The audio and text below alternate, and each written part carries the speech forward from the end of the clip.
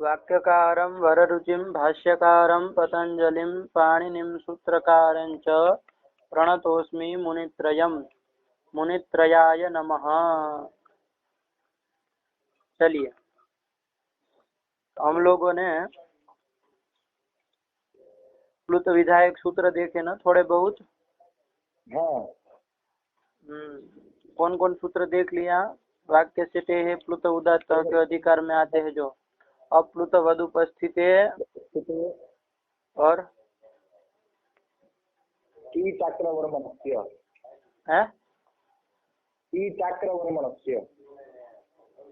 ये वाक्य से ते है प्लुत उदात्त के अधिकार में है क्या? नहीं, ये वाक्य से ते प्लुत उदात्त के अधिकार में नहीं। क्या पूछा मैंने? वाक्य से ते है प्लुत उदात्त के अधिकार में प्लुत विधायक सब सूत्र है।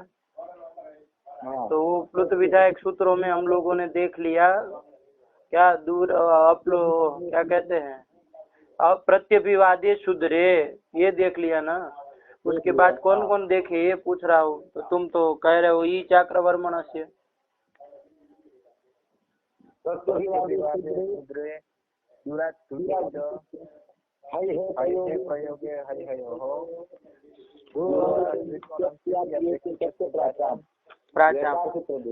ये देखे ना। थोड़ा अष्टाध्यायी में निकालो जरा ये वाक्य से ते है प्लुत उदात्त कहाँ है? 8वें अध्याय के दूसरे पाद में था ना कहीं? हाँ। तो देखो जरा ये सब अधिकार निकालो वहाँ। हाँ। निकाले, पढ़ो तो कौन कौन आया क्रम से। वाक्य से ते है, वाक्य से ते है प्लुत उदात्त। हाँ। प्रत्यभिवादे शूद्रे दूराधूते हई है प्रयोगे हई हयोः गुरुरन्धुतो नन्त्यस्यापि एकैकस्य प्राचाम्। यही सब देखे ना क्रम से हम लोगों ने। यही क्रम से था। इसके बाद ओम अभ्यापादाने, ये क्या कहते हैं? सब प्लुत वाले ही है। क्या कहे इसका अर्थ? ओम अभ्यापादाने वृत्ति देखो जरा। हाँ।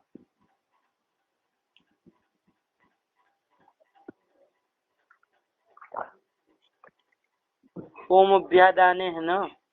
ओम अभ्यादाने क्या कह रहा है? ओम अभ्यादाने कितने पद है? 2 पद है ना। ओम अभ्यादाने, ओम अभ्यादाने 2 पद है। क्या अर्थ लिखे? ओम शब्दस्य प्लुतः स्यात् आरंभे। हाँ, ओम शब्दस्य प्लुतः स्यात् आरंभे। अभ्यादानम मतलब क्या? आरंभ। अभ्यादानम मतलब क्या? आरंभ। आरंभ है ना। तो वही ओम अभ्यादाने। तो अभ्यादाने मतलब आरंभे ओम शब्दस्य, ओम जो शब्द है उसको क्या होता है? प्लुत होता है। जैसे दृष्टांत दिया कोई? दिया है। क्या दिया?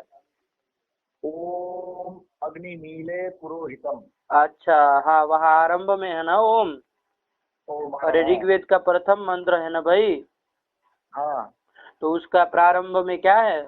अरे ओम है ना। तो ओम अग्निमीले, तो वही है। आया कि नहीं आया समझ में? आया। तो ओम जो था वो क्या था? आरंभ में था। तो उसको क्या हो गया? प्लुत हो गया। तो ओम किसको प्लुत होगा? म को तो थोड़ा नहीं होगा। अरे म को व्यंजन थोड़ी ना कोई प्लुत होता है। नहीं होता। तो कोई स्वर ही होगा ना। तो वही स्वर को ओ को प्लुत कर दिए है। तो ओ के बाद 3 संख्या लिखी होगी ना। हाँ, लिखिए। तो चलिए वही कर दिए। ओम अभ्यादाने, ये ओम अभ्यादान, ओम अग्निमीरे ये दिए ना। तो चलिए यही कर दिए। बढ़िया है। जैसे फिर अभ्यादाने किम, मान लीजिए अभ्यादान में ना हो, आरंभ में ना हो, तो जैसे ओम इत्येकाक्षरम ब्रह्म इस तरह का है ना। अरे कहाँ की पंक्ति? ओम इत्येकाक्षरम ब्रह्म इस तरह। तो ये वो नहीं है अभ्यादान। आरंभ और आरंभ में नहीं है ना। आरंभ में नहीं ना है। वो तो केवल बता रहा है कि ओम क्या है। तो इति एक अक्षरम ब्रह्म, ये एक अक्षर का क्या है? ब्रह्म, ब्रह्म है, ब्रह्मवाची है, ये सब कहता है ना। ओम आरंभ में तो नहीं ना आया है। आरंभ में नहीं।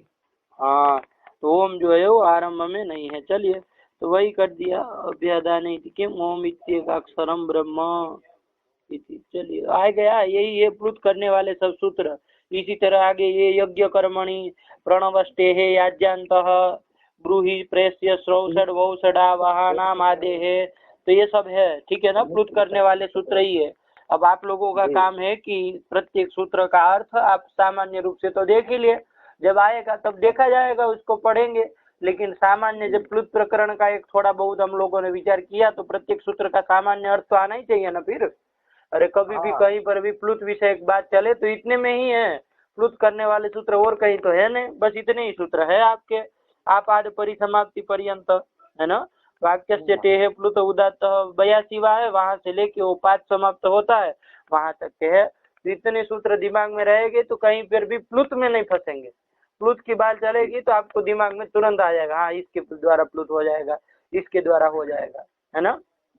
चलिए तो देख लीजिएगा, अपने से भी प्रयास करिए, जहाँ पर ऐसा लगे कि नहीं ये समझ में नहीं आ रहा है तो आप पूछ लीजिए कि भाई इसका अर्थ क्या हुआ है। लेकिन अब जब प्लुत प्रकरण थोड़ा बहुत सिद्धांत कौमुदी में विचार किया गया तो हम लोगों का काम है कि पूरा कर लेना चाहिए ताकि सब सूत्र आ जाए। चलिए ये कर लिए हम। उसके बाद अप्लुत भाव करने वाले भी सूत्र हम लोगों ने देख लिए ना। अप्लुत भाव करने वाले सूत्र भी देखे, है ना। अप्लुत भाव करने वाले सूत्र कौन, 2 आए थे ना।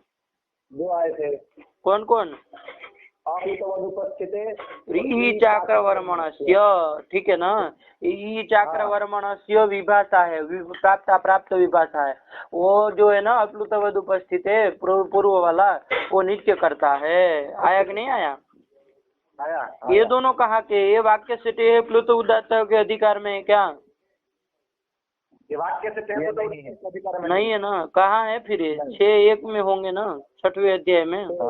6:1 कहाँ का, 129वां निकालो जरा अष्टाध्यायी में।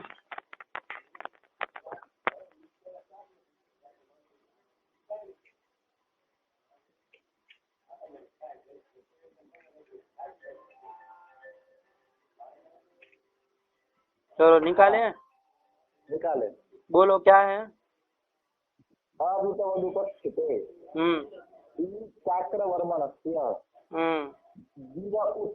देखो ये दिव उत तो आपको पता ही है, उत करने वाला वो अलग हो गया। तो अप्लुतवद भाव करने वाले 2 ही सूत्र आए ना। और 129वां और 130वां वही अप्लुतवद का अधिकार इसमें जाओ, अनुवृत्ति इसमें जाती है, ई चाक्रवर्मण से। तो 2 ही सूत्र है अप्लुतवद भाव करने वाले, ठीक है ना। तो वो 2 सूत्र रहे और प्लुत वाले सब रहे।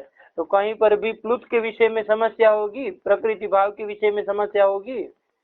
नहीं होगी, नहीं होगी, ठीक है ना। तो चलिए बढ़िया से देख लीजिए। और वो जो प्लुत वाले सूत्र यहाँ पर बताए गए, आगे जो उसके बाद जो छूटे हैं अष्टाध्याय में, तो उसमें कई सारे सूत्र सब वैदिक प्रकरण के हैं। तो वो वैदिक प्रकरण में आएंगे, है ना। छंद में सब वो वौषट श्रौषट में सब प्लुत करने वाले हैं। तो वो सब तो जहाँ वैदिक प्रकरण आएगा तो वहां पर विचार किया जाएगा। यहाँ पर प्रकृति भाव के लिए उपयुक्त जो था वो ले लिया, है ना। और वो भी लोक में जो था, वैदिक में जो जरूरी है वो सब तो वहाँ वैदिक प्रकरण में आएगा अंतिम में। यहाँ पर अभी लौकिक के लिए जो जो जरूरी था वो ले लिया। आ गया समझ में? आ गया। हाँ चलिए बढ़िया। अभी हम लोगों को आगे विचार करना है। कौन सूत्र आया अभी? ईदुदे द्विवचनम प्रगृह्यम। तो देखो अब प्रगृह्य वाले बता रहे, क्योंकि प्लुत प्रगृह्य अतिनित्यम जो हम लोगों ने सूत्र देखा है ना, उसमें क्या था कि प्लुत और प्रगृह्य को क्या हो जाता है, और प्रकृति भाव हो जाता है। कब? अच परे रहते। तो प्लुत किसको कहते हैं? प्लुत विधाय प्लुत किसको कहते हैं तो पता था, लेकिन प्लुत करने वाले सूत्र अभी तक नहीं बताए थे दीक्षित जी ने। नहीं पता है, केवल प्लुत संज्ञा वाला सूत्र बताया था। कौन सूत्र बताया था? वो प्लुत संज्ञा करने वाले सूत्र बताए थे, लेकिन प्लुत विधायक सूत्र नहीं बताए थे ना। तो चलिए प्लुत विधायक सूत्र वो कहा था कि वक्ष्यन्ते, और प्रगृह्याश्च वक्ष्यन्ते ये भी कहा था ना कि प्रगृह्य संज्ञक सूत्र भी कहेंगे, प्रगृह्य संज्ञा किसकी होती है ये भी कहेंगे। तो अब वही प्लुत प्रगृह्याति नित्य में प्लुत की बात चल गई, अब प्रगृह्य का वो करने जा रहे हैं, ठीक है ना। तो प्रगृह्य को भी क्या होता है, प्रगृह्य संज्ञा जिसकी होगी उसको क्या होता है, प्रकृति भाव होता है ना। कब? अच परे रहते, ठीक है ना। तो चलिए तो पहले प्रगृह्य किसको कहते हैं वो तो समझना पड़ेगा, तो उसके लिए सब सूत्र लिख रहे हैं।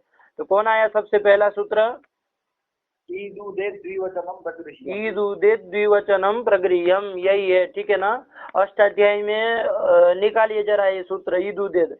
मैं आपको 2 मिनट में फोन कर रहा हूँ, फिर से मैसेज आए, 2 मिनट में कर रहा हूँ। आइए क्या कहते हैं, तो हाँ, ईदुदेत द्विवचनम प्रगृह्यम, तो प्रगृह्य संज्ञा करने वाले सूत्र निकाले अष्टाध्यायी में। कहाँ पर है अष्टाध्यायी में? प्रथम अध्याय के प्रथम पाद में 11वां सूत्र है। तो चलिए यही से प्रगृह्य संज्ञा चालू हो रही है ना। देखो प्रगृह्यम इसमें पढ़ा है, आगे अनुवृत्ति जाएगी प्रगृह्यम की। कहाँ तक जा रही है प्रगृह्यम की अनुवृत्ति? 19वें सूत्र 19वें ईदु तो सप्तम अर्थ तक जा रही है। हाँ चलिए, तो ये सब देखो पढ़ लो, प्रगृह्य संज्ञा करने वाले सूत्र है, सब क्रम से पढ़ लो ध्यान से। ईदुदेत द्विवचनम प्रगृह्यम अदसो मात शे निपात एका जनां और संबुद्धौ शाकल्यस्येता वनार्षे उयः उम ईदुतौ च सप्तम अर्थे। हाँ यहाँ तक ये ईदु तो सप्तम में अर्थ है, ये भी प्रगृह्य संज्ञा करने वाला सूत्र है। आ गया। इसके बाद दादा वदा पे तो घू संज्ञा करने वाला सूत्र है, तो वो तो दूसरी बात हो गई। तो प्रगृह्य संज्ञा करने वाले कितने सूत्र आए? 9 सूत्र आए। 9 सूत्र आए ना, अरे 11 से 19 तक तो 9 सूत्र आ गए। तो यही 9 सूत्र है प्रगृह्य संज्ञा करने वाले, ठीक है ना। ये 9 सूत्र याद रहे तो प्रगृह्य संज्ञा का निर्णय हो ही जाए कि किसकी प्रगृह्य संज्ञा होगी किसकी नहीं होगी। तो चलिए अब हमको क्रम से देखना है ना। ईदुदेत द्विवचनम प्रगृह्यम, इसी प्रगृह्यम जो इसमें पाए है ना पद, उसका ये 9 सूत्रों में प्रगृह्यम प्रगृह्यम जाता है, ठीक है ना। तो सब प्रगृह्य संज्ञा करने वाले सूत्र है। तो क्रम से देखा जाए। आइए सिद्धांत कौमुदी में कौन लिखा है पहला? यही लिखे ईदुदेत द्विवचनम प्रगृह्यम, ठीक है ना। चलिए तो ये हो गया ईदुदेत द्विवचनम प्रगृह्यम। कितने पद है इसमें? 2 पद है, 3 पद। कौन कौन? ईदुदेत इति प्रथम एकवचनांतम, द्विवचनम इति प्रथम एकवचनांतम, प्रगृह्यम इति प्रथम एकवचनांतम। हाँ 3 पद है, ठीक है ना। तीनों भी प्रथमिक वचनांत ही है। ईदुदेत में देखो समास किया है, ध्यान देना। ईत च उत च एत च इति ईदुदेत बनाया है। कौन समास किया? समाहार द्वंद्व। समाहार द्वंद्व, ठीक है ना। तभी तो एक वचन यदि वो करते हैं कौन इतरेतर तो बहुवचन होता ना। तो चलिए ये ध्यान रखना। तो समाहार द्वंद्व किया है ईदुदेत, और द्विवचनम तो जानते ही है, और प्रगृह्यम ये संज्ञा विधायक पद है, ठीक है ना। संज्ञा कर प्रगृह्य संज्ञा करता है, किसकी प्रगृह्य संज्ञा करता है ये देखना है ना। तो ईदुदेत द्विवचनम, ये ईदुदेत देखो ना, ईदुदेत में जो सबके पीछे त की तपर किया है ना, त जो है तो वो तपर जो है वो क्या करने के लिए जोड़ा है? असंदेहार्थम जोड़ा, असंदेहार्थ जोड़ा हुआ है, ठीक है ना।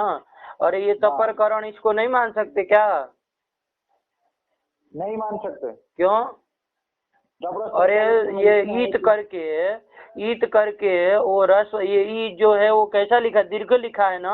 दीर्घ लिखा है। तो वहाँ पर ई से मतलब रस्व भी न ले लिया जाए, प्लुत भी न ले लिया जाए, उसके लिए तपरकरण किया है, यही कह दो। क्यों नहीं कह सकते क्या?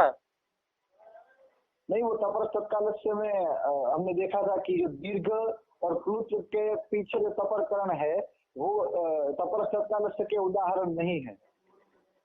क्यों? क्यों नहीं है? कोई कहने से थोड़ी ना होगा। अरे क्यों नहीं है भाई? तपरकरण किया, तपरस्तत्कालस्य है ना। तह परो यस्मात् तात्पर्यश्च उच्चार्यमाणः समकालस्यैव संज्ञा स्यात्। तो उच्चार्यमाण कौन है? दीर्घ है, उसके समकालस्यैव संज्ञा स्यात्। तो दीर्घ छे का ही बोध कराए, रस्व और प्लुत का न कराए, इसके लिए तपरकरण नहीं कह सकते क्या इसको? क्योंकि तपरस्त नहीं कह सकते, क्योंकि तपरस्त कालस्य में अनुवृत्त सवर्ण से ताप्रत्यय सूत्र से अन की अनुवृत्ति आती है। और अरे वो आए ना आए उससे क्या मतलब है? वो आए उससे क्या होगा? वो जो वहां पर जो अण अनुवृत्त सवर्ण से ताप्रत्यय सूत्र में जो अण है वो अरे सीधे कहो भाई, सीधे कहो, ध्यान दो। अरे सीधे यही कहो ना भाई। अरे ई कहने से, दीर्घ इकार कहने से उसके अष्टादश का बोध हो रहा था क्या?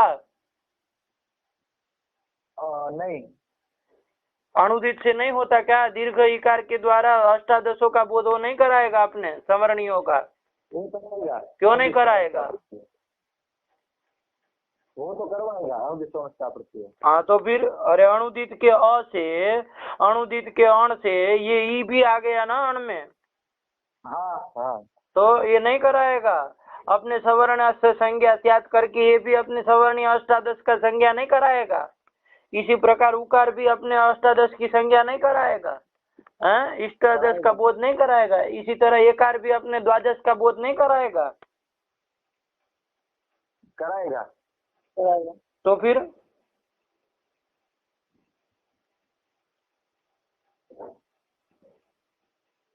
बोलो।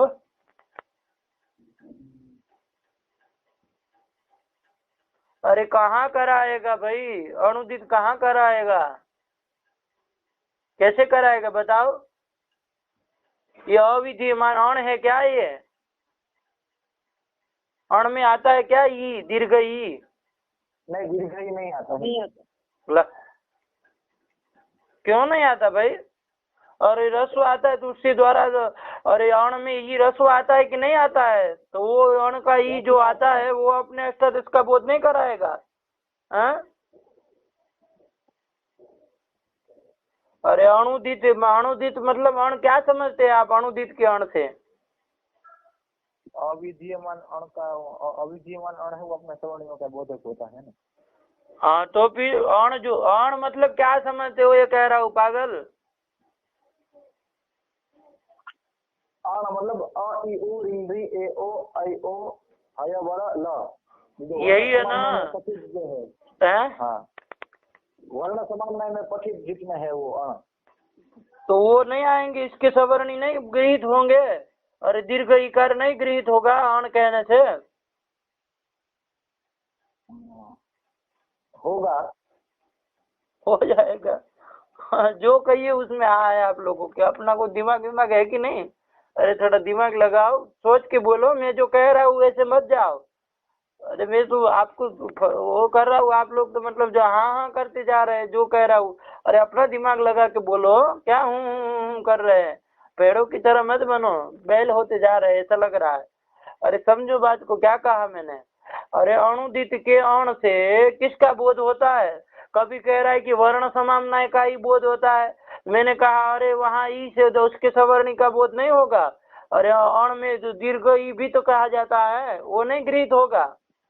तो क्यों, तो उसमें क्या, हाँ वो भी हो जाएगा। कभी कह रहा है कि वो भी वर्ण समामनाय पठित ही लिया जाएगा। क्या बोल रहे हो? सही से बोलो, अणुदित मतलब क्या समझते हो तुम?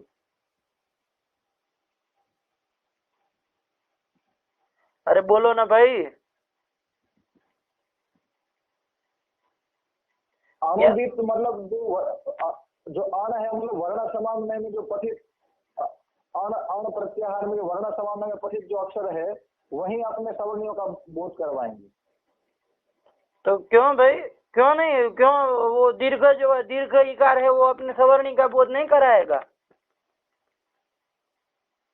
दीर्घ इकार है वो तो वर्ण समामनाय में पठित तो है नहीं, तो दीर्घ इकार बोध नहीं कराएगा क्या? नहीं कराएगा। क्यों नहीं कराएगा? तो कोई मतलब राजा क्या है क्या? नहीं कराएगा? युक्ति बोलो। अरे युक्ति से काम चलता है इधर।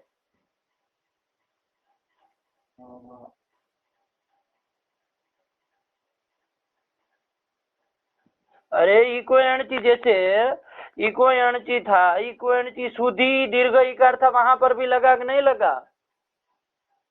लगा लगा।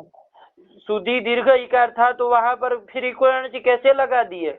और इक कहने से तो फिर ई उ रिल री ही आते हैं, वर्ण समामनाय पठित यदि आप लेते हैं सब जगह, तब तो क्या, अरे इक में कौन आएगा? वर्ण समामनाय पठित ही आएंगे इको एणची के इक में, ई उ रिल री। तो कहाँ फिर वो आए? अरे वो जो वर्ण समानय में पठित वर्ण जो अनुदित सवर्ण से चार प्रत्यय में जो अण है उस अण से केवल वर्ण समानय में पठित अक्षरों का वर्णों का ही बोध होगा, क्योंकि अनुदित सवर्ण चा प्रत्यय सूत्र की प्रवृत्ति अनुदित सवर्ण चा प्रत्यय में नहीं होगी ना। हाँ, ये कहो अभी दिमाग लगा कि भाई अनुदित का जो अण है वहां पर तो नहीं लगेगा ना अनुदित सवर्ण से चा प्रत्यय। और वाक्य परिसमाप्ति न्याय बताया था, क्या हूँ कर रहे थे भार्गव, इसीलिए तो बताया था वाक्य परिसमाप्ति न्याय कि भाई इस तरह से सब जगह पहले उपदेश होगा, वर्णों का उपदेश, फिर इत संज्ञा, फिर प्रत्याहार, फिर सवर्ण संज्ञा, फिर अनुदित क्या कराएगा, वाक्यार्थ बोध करेगा।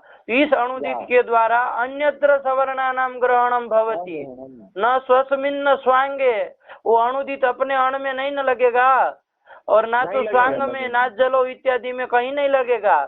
कहाँ लगेगा, इको अणचि इत्यादि अन्यत्र जो स्थल है वहीं पर अनुदित लगेगा और वहाँ पर जो तत्त प्रत्याहारों में जो वर्ण आए उसके द्वारा अपने सवर्णियों का बोध कराएगा अनुदित जाके।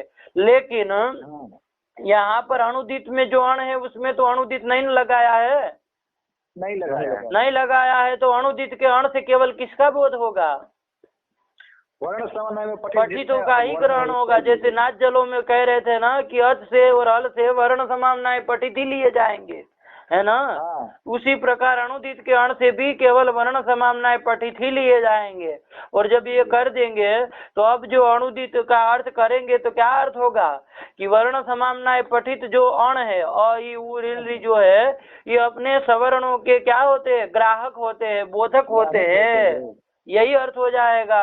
तो दीर्घ उ का ईकार जो है वो कराएगा अपने सवर्णियों का बोध, अष्टादशों का नहीं कराएगा। तो करा ही नहीं रहा था। तो फिर जब करा ही नहीं रहा था तो उसको वारण करने के लिए तपरकरण की जरूरत है क्या, नहीं है। अरे उसके अष्टादश की प्राप्ति होती, हमको केवल दीर्घ ही लेना होता, तब आप कहते कि तपरकरण करके केवल दीर्घ ही लिया जाए। लेकिन अनुदित कहाँ ही दीर्घ ईकार के द्वारा अष्टादशों का बोध करा रहा है, नहीं करा रहा है। तो फिर कहाँ से वहाँ प्राप्ति ही नहीं है, तो प्राप्त तो सत्याम निषेध होता है ना। अरे किसी की प्राप्ति हो तब उसका वारण करिए किसी प्रकार से। तो यहाँ अष्टादशों की प्राप्ति ही नहीं है, केवल ई करके दीर्घ ही जो 6 है वही लिए जाएंगे, और कोई तो नहीं लिए जाएंगे, नहीं लिए जाएंगे। तो फिर तपरकरण करने की कोई जरूरत है नहीं है, तो तपरकरण किया भी नहीं है, ठीक है ना। वो किस लिए, तो फिर तो जोड़े क्यों हो फिर, अरे केवल इष्ट उष्ट यष्ट कर दो, अरे तपरकरण क्यों कर रहे हो। तो ध्यान देना कि वहां पर क्या, अरे तपर तो न जोड़े वहां पर सबके पीछे, तो इष्ट उष्ट यष्ट करोगे तो ईसु ऊसु येसु और सब सु का लुप कर देंगे आप, प्रातिपद समास प्रातिपदिक संज्ञा सुप लुप करके। अब ई उ ए बचा ना, उसमें क्या होने लगेगा, अरे सब संधिया होने लगेगी ना भाई, संधिया होने लगेगी। तो कैसे जान पाओगे फिर भार्गव की कौन यहाँ था। अरे ई उ में इको एणच लग जाएगा, फिर उधर उ है आगे ये है, तो क्या फिर इको एणच लग जाएगा, तो क्या अंड बंड रूप बन जाएगा ईद उदेद की जगह है। फिर ढूंढ पाओगे उसमें कौन था कौन था कौन था, फिर होने लगेगा कि यकार था कि वकार था कि वो किसी के स्थान में आदेश हुआ है, ये सब भ्रम हो जाता ना, तो ये सब संदेह न हो जाए इसके लिए इन्होंने क्या किया है, अरे उसके सब के पीछे तबकार का उच्चारण कर दिया है, तो जिससे क्या हो, अरे परस्पर में कोई स्वर संधि मतलब वो कोई ये इको एणचि इत्यादि से यणाधिक कार्य न होने लगे, और आपको स्पष्ट अलग रूप से ज्ञान हो कि यहाँ ई उ और ए को लेना है। आया कि नहीं आया, आया। हाँ, तो ध्यान रखना ये असंदेहार्थ रखा गया है, क्या तो जो रखा गया है ना, ये तपर जो किया है ना वो असंदेहार्थ किया है, ठीक है ना। तपर तत्काल से नहीं है, समझ में आया। चलिए, तो यही है, तो ईद उदेत समझ में आ गया, यही है आपका ईद उदेत द्विवचनम प्रगृह्यम। अब देखो ईद उदेत, अब अर्थ देखा जाए, ईद उदेत जो है वो द्विवचनम में विशेषण लग रहा है ना, ईद उदेत द्विवचनम प्रगृह्यम स्यात्, कि जो द्विवचन है वो प्रगृह्य होता है। अब ईद उदेत द्विवचनम लिख रहे, तो ईद उदेत विशेषण है ना द्विवचन में, विशेषण है, तो ये ना विधिष्ठ तदंत से लग जाएगा ना, लग जाएगा, तो क्या हो जाएगा, ईद उदेदंतम द्विवचनम। हाँ, अरे ईद उदेत में तदंत विधि कर दो तो क्या बन जाएगा, ईद उदेदंतम, ये बन जाएगा ना, ईद उदेदंतम द्विवचनम प्रगृह्यम स्यात्। तो ईद उदेदंतम करेंगे तो ईदंतम द्विवचनम प्रगृह्यम स्यात्, ऊदंतम द्विवचनम प्रगृह्यम स्यात्, एदंतम द्विवचनम प्रगृह्यम स्यात्। ये अर्थ आ जाएगा कि नहीं आ जाएगा? आ जाएगा। कि दीर्घ ईकारांत जो द्विवचन होगा उसको क्या हो जाएगा? उसकी प्रगृह्य संज्ञा होगी। दीर्घ उकारांत जो द्विवचन होगा उसकी क्या होगी? प्रगृह्य संज्ञा होगी। और एकारांत वो तो दीर्घ ही होता है, तो दीर्घ एकारांत जो द्विवचन होता है उसकी क्या होती है? प्रगृह्य संज्ञा होती है। समझ में आया? आया। हाँ चलिए, तो यही है प्रगृह्य संज्ञा कर दी। दूदेदंतम द्विवचनम प्रगृह्यम स्यात्। तो प्रगृह्य संज्ञा हो गई, संज्ञी कौन हो गया? ईदुदेदंत द्विवचन संज्ञी हो गए, संज्ञी हो जाएगा और प्रगृह्य संज्ञा हो गई। आया कि नहीं आया? अब ये देखा जाए जरा कि द्विवचन कौन किसको कहते हैं, ठीक है ना? ये समझना पड़ेगा ना। बाद में ईदंत उदंत यदंत द्विवचन को देखे, पहले द्विवचन कहते किसको है ये देख लिया जाए। तो द्विवचन करने वाले सूत्र है कोई? द्विवचन संज्ञा करने वाले है। हाँ, सुप में देखो, सुप जो है ना, सु जस अमोट सस कितने हैं? 21 प्रत्यय है ना? कितने हैं? 21 प्रत्यय। इसमें से किसी की द्विवचन संज्ञा होती है, किसी की एक वचन होती है और किसी की बहुवचन संज्ञा होती है। तो भार्गव बताएगा कि किन किन की वो एक वचन होती है, किन किन की द्विवचन होती है, किन की बहुवचन संज्ञा होती है। बताओ जरा। सु और जस में सु की एक वचन संज्ञा होती है, औ की द्विवचन संज्ञा होती है और जस की बहुवचन संज्ञा होती है। हो गया? 21 प्रत्ययों का बताना था तुमको जी। और आगे अम की एक अम की एक वचन संज्ञा होती है, औट की द्विवचन संज्ञा होती है और जस की बहुवचन संज्ञा होती है। अरे कितनी बार एक ही बात बताओगे? पहले एक वचन वाले बोल दो ना। दिमाग है कि नहीं? कुछ लाघव गौरव में कुछ समझ में आता है तुमको? कैसे उत्तर दिया जाए तो सरल से हो जाए। अरे इसमें तो उलझ जाएंगे लोग कि अरे कहाँ कभी एक वचन, कभी द्विवचन, कभी बहुवचन करते जा रहा है। अरे एक वचन वाले गिना दो केवल, फिर द्विवचन वाले गिना दो, फिर बहुवचन वाले गिना दो। सु अम ता गे गसी गस और गी की एक वचन संज्ञा होती है। ये जो 7 हो गए, 7 होगी एक वचन संज्ञा किसके द्वारा होती है? एक वचन संज्ञा सुपह के द्वारा होती है। सुपह करता है ना। सुपह एक वचन बहुवचन, एक वचन द्विवचन बहुवचन संज्ञा स्युः लिखा है ना? क्या लिखे है वहाँ वृत्ति? सुपस्त्रीणी त्रीणी एक वचन द्विवचन बहुवचन संज्ञानी स्युः। चलिए, तो यही कर दिए। चलो कोई बात नहीं, आगे बढ़ो। फिर एक वचन का हो गया, ये सबकी एक वचन संज्ञा कर दी। ठीक, अब बोलो द्विवचन किसकी? द्विवचन झस और श्याम श्याम श्याम ओस और ओस। ओस, ये जो 7 है इन 7 की द्विवचन संज्ञा। और बहुवचन संज्ञा किसकी होती है सुपो में? झस सस भीस भ्याम भीस। भ्याम कहाँ आता है बहुवचन में? अरे बहुवचन में भ्याम कहाँ आता है? कहाँ भ्याम भ्याम बोल रहे हो? फिर से गिनाओ। झस सस भीस भ्यस भ्यस आम और सूप। सूप बहुवचन संज्ञा। सूप, ये जो 7 हुई है वो उनकी बहुवचन संज्ञा होती है। ठीक है ना?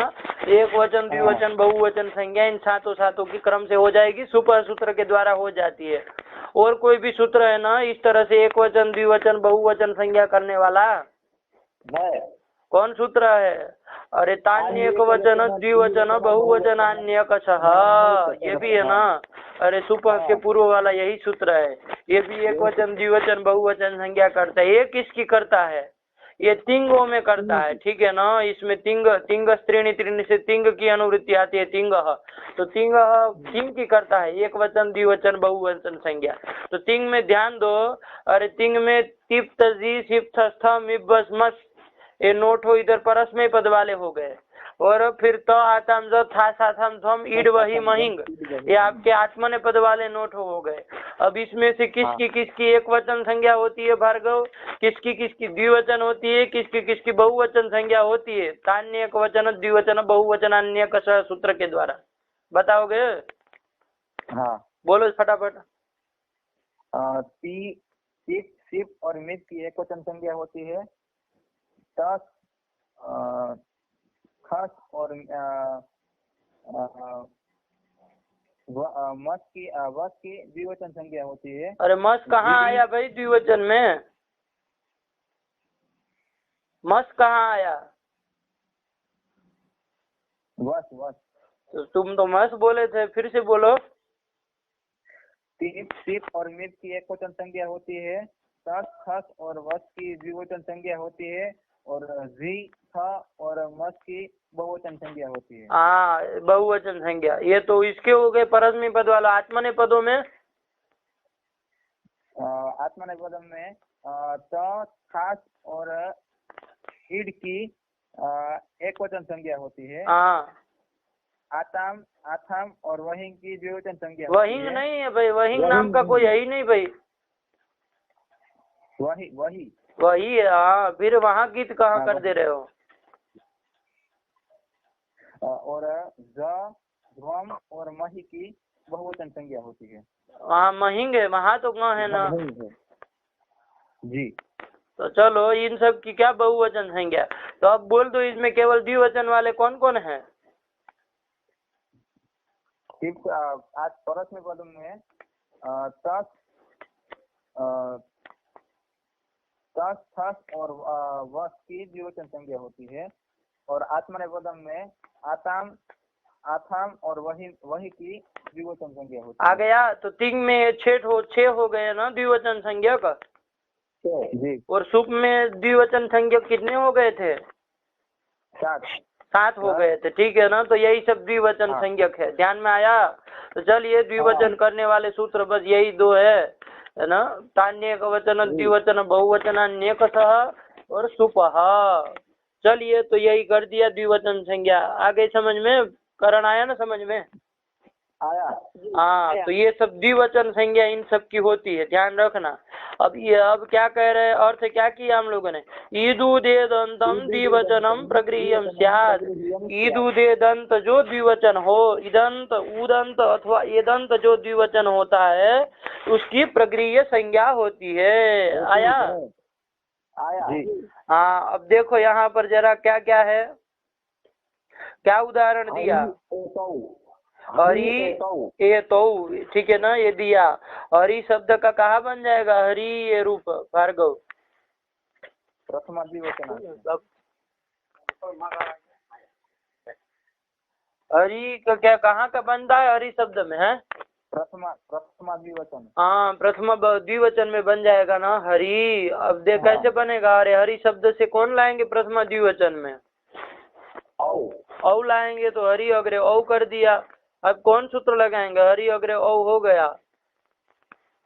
अरे को एंटी लगेगा ना, तो कहाँ हरि बनेगा? कौन सूत्र लगेगा बोलो? इक्वेंटी प्राप्त है, उसको बात करके प्रथम योह पूर्व सवर्ण लग जाएगा। हाँ ये लग जाएगा ना प्रथम योह पूर्व सवर्ण। हाँ क्या अर्थ है इसका? अतः प्रथम द्वितीय योह अचि परे पूर्व प्रयोग स्थाने पूर्व सवर्ण दीर्घ एकादेश। हाँ अकह अक से पर में क्या हो? प्रथमा अथवा द्वितीय विभक्ति का अच हो, तो अक कौन हो गया आपका? अरे हरि का ई हो गया, इससे प्रथमा अथवा द्वितीय विभक्ति का अच है कि नहीं? प्रथमा विभक्ति का अच कौन? औ है। ठीक, इसके परे रहते हैं पूर्व पर के स्थान में, मतलब इकार और औकार के स्थान में क्या हो जाएगा? पूर्व सवर्ण दीर्घ एकादेश होता है। तो पूर्व सवर्ण दीर्घ कौन होगा? पूर्व में कौन है? रस्व इकार है ना। तत्सवर्ण दीर्घ कौन होगा? दीर्घ इकार ही होगा, तो वही आदेश हो जाएगा। तो क्या बन जाएगा? हरि ये तो हरि ये बन जाएगा ना। वो ये तो केवल बता रहे हैं कि है ना, तो हरि ये तो ये कर दिया। तो चलिए हरि ये बन गया आपका भार्गव। जी बन अब गया। यहाँ पर देखो हरि में देखो इसको सूत्र लगाना है, नो प्रगृह्य संज्ञा होगी कि नहीं होगी देखना है अब हम लोगों को। तो देखो हरि में जो ई है वो अभी द्विवचन है कि नहीं पहले ये बताओ। जी द्विवचन है। कैसे द्विवचन है? अरे द्विवचन संज्ञा तो औ की हुई थी, हम लोगों ने तो ईकार और औकार के स्थान में आदेश करके दीर्घ ईकार कर दिया है ना। हाँ हाँ तो फिर तो यहाँ पर अंतादिवच्च लगाएंगे, क्या लगाएंगे? भागे में। अंतादिवच्च कर देंगे, परस्य आदिवत भाव कर देंगे ना, परादिवत हाँ। भाव कर देंगे। क्या है परादिवत भाव में, क्या परिष्कृत अर्थ कहे थे? एकादेशस्य यः परस्थानी हाँ तद्घटितो यः समुदायः तद्वृत्तिधर्मः एकादेश विशिष्टे अतिदिश्यते। हाँ, तो यहाँ घटा भार्गव एकादेश कौन हो गया? यहाँ से चालू करो। एकादेश एकादेश दीर्घ इकार एकादेश पूर्व सवर्ण दीर्घ एकादेश तस्य परस्थाने औ औ इति। हाँ ठीक। औ इति परस्थाने तद्घटितो यः समुदायः व्यपदेशीवत भावे न औ ही हो जाएगा तद्घटित समुदाय, है ना? अरे औ ही है तो वही समुदाय, तो तद्घटितो समुदाय औ इति समुदाय। हाँ फिर समुदायः तद्वृत्ति धर्म यानी कि द्विवचनत्व धर्म। हाँ ठीक कहा। अरे वो द्विवचन है ना, द्विवचन संज्ञा की थी तो द्वि मनुष्य में मनुष्यत्व रहेगा, तो द्विवचन में क्या रहेगा? द्विवचनत्व रहेगा। तो वही तद्वृत्ति धर्म करके कौन पकड़ लिया? द्विवचनत्व धर्म। द्विवचनत्व धर्म। सधर्म कुत्र अतिदिश्यते? एकादेश विशिष्टे अतिदिश्यते। हाँ तो एकादेश विशिष्टे कुत्र? दीर्घ इकारे। दीर्घ ईकारे अतिदिश्यते। तो ई में क्या आ गया? द्विवचनत्व धर्म आ गया ना। तो ये ई जो है वो क्या कहलाएगा? अरे द्विवचन कहलाएगा ना। हाँ तो चलिए, तो ये ई अतिदेश करके ध्यान रखना, परादिवत भाव करके अंतादिवच्च से क्या हो गया? ये द्विवचन तो कहलाएगा। ठीक, द्विवचन हो गया। अब आइए, द्विवचन हो गया कोई बात नहीं। अब अर्थ क्या हम लोगों ने किया? इदुदे द्विवचनम प्रगृह्यम का। ईदुदेदंतम द्विवचनम प्रगृह्यम। हाँ, ईदंत उदंत और एदंत जो द्विवचन हो उसकी प्रगृह्य संज्ञा होती है। ईदंत मतलब क्या? ई का दीर्घ ईकार है अंत में जिसके, उसको ईदंत कहेंगे ना। और ऐसे द्विवचन की क्या होती है? प्रगृह्य संज्ञा होती है। तो यहाँ पर देखो अभी दीर्घ ई अंत में है, ऐसा कौन हो गया? हरि। हरि ये बन गया। ये द्विवचन है क्या? नहीं, ये द्विवचन नहीं है। नहीं है, ठीक है ना भार्गव? कौन द्विवचन था? औ यानी कि यहाँ पर ई। अभी एकादेश देखो, वस्तुतः तो औ की ही द्विवचन संज्ञा हुई थी, लेकिन एकादेश करने के बाद ईकार हो गया है। तो चलिए अतिदेश करने के बाद ईकार में भी हम लोग ले आए द्विवचनत्व धर्म परादिवत भाव करके, लेकिन फिर भी ई ही द्विवचन रहा ना। हरि थोड़ा द्विवचन हो गया नहीं। तो ई दंत कौन है? हरि है। वो द्विवचन नहीं है ना। यहाँ तो क्या है? जो ई है वो द्विवचन है। ईदंत द्विवचन मिला ही नहीं, है ना?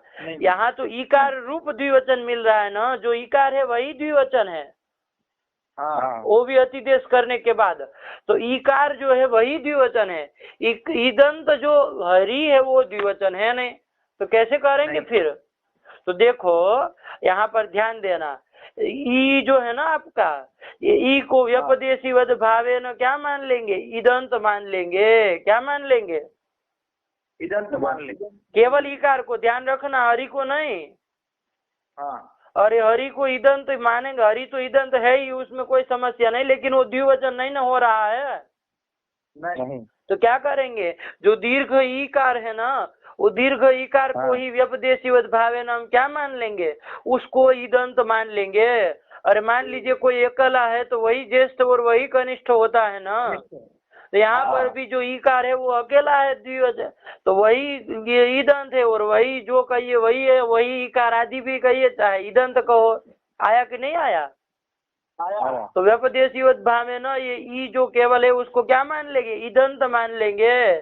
तो ईदंत कौन हो गया? द्विवचन। रेफोत्तरवर्ती ईकार। ई हो गया। दीर्घ ईकार जो ये है ये ईदंत द्विवचन हुआ कि नहीं हुआ भार्गव? हुआ। अरे ध्यान देना, ईदंत यदि हरि को पकड़ लिए तो गए काम से फिर। अरे वो तो द्विवचन है ही नहीं। अरे ईदंत हमको द्विवचन चाहिए, ईदंत जो है वो द्विवचन होता चाहिए। यहाँ पर नहीं ना बन रहा है इस तरह का, तो क्या करेंगे? अरे ये व्यपदेशीवत भाव से हम क्या मान लेंगे?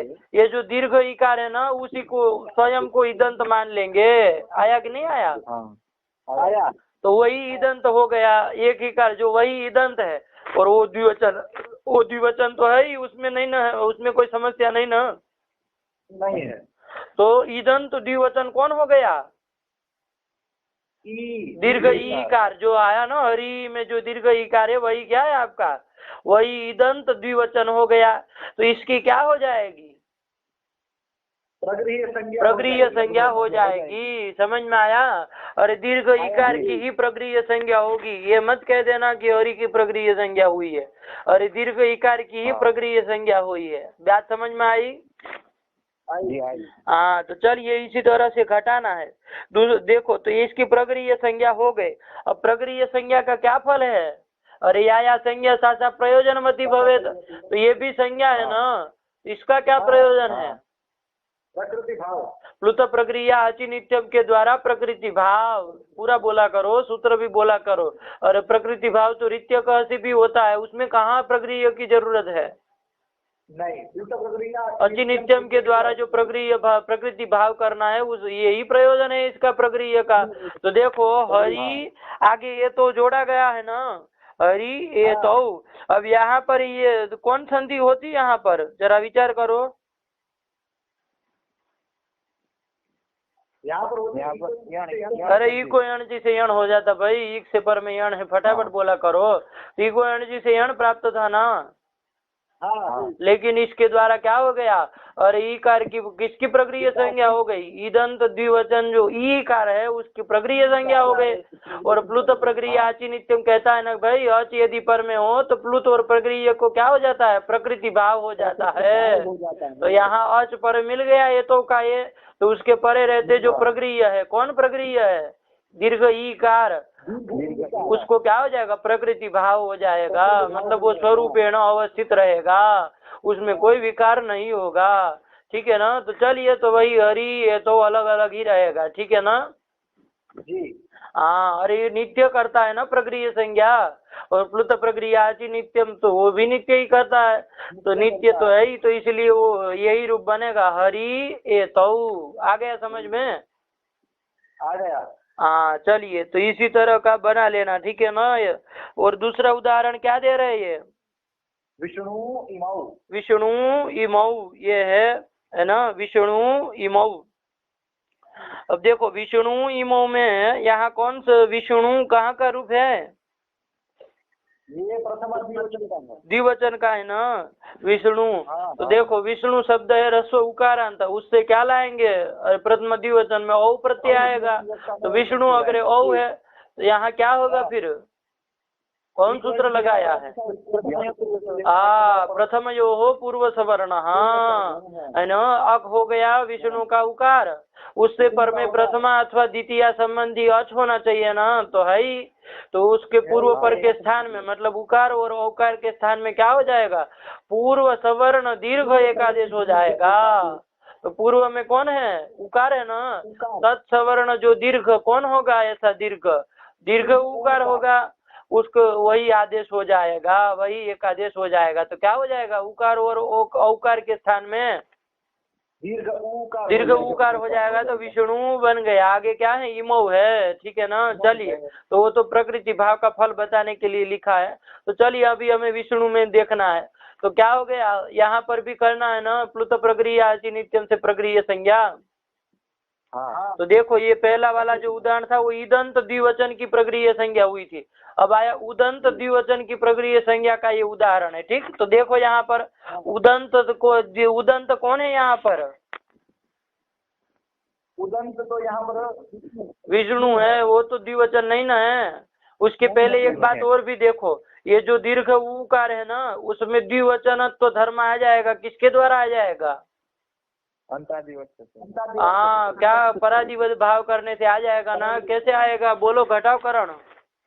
एकादेशः दीर्घ ऊकारः इति एकादेशः तस्य यः दीर्घ परस्थानी ऊकार मत करो ना। अरे पूर्व सव एकादेशः ऊ इति पूर्व सवर्ण दीर्घ एकादेशः। अरे दीर्घ एकादेश बोलोगे तो अकसवर्ण दीर्घ का भ्रम हो जाएगा ना किसी को। तो ऊ इति पूर्व सवर्ण दीर्घ एकादेशः एकादेश हो गया। फिर तस्य यः परस्थानी औ इति स्थानी। कौन कौन?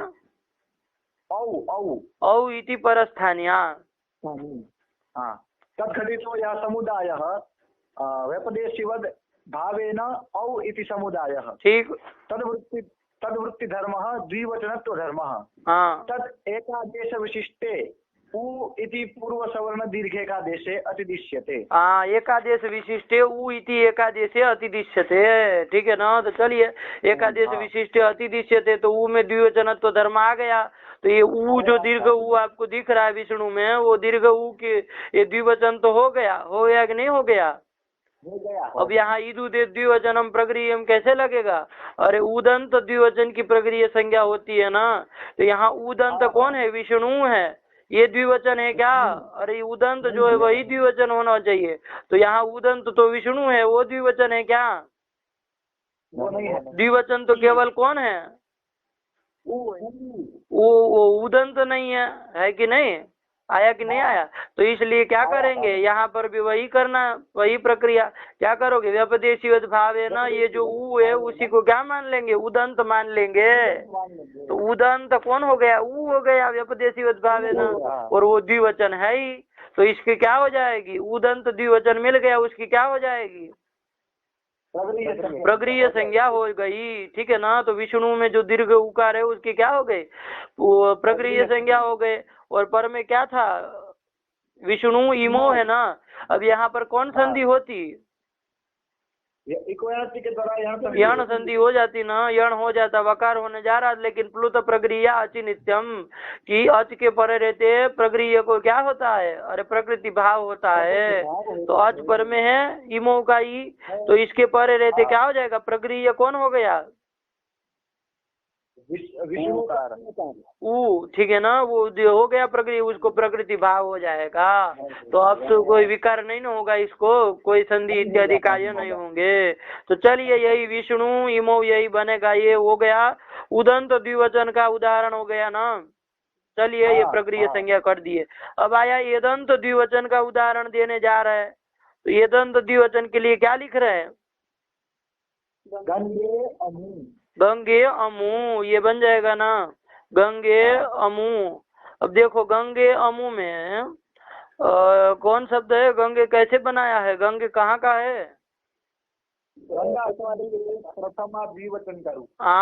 बन जाएगा ना गंगे। तो वही गंगे है। तो गंगा शब्द से कौन लाएंगे? औ लाएंगे। तो गंगा आगे औ। अब बताओ यहाँ कौन सूत्र लगा है?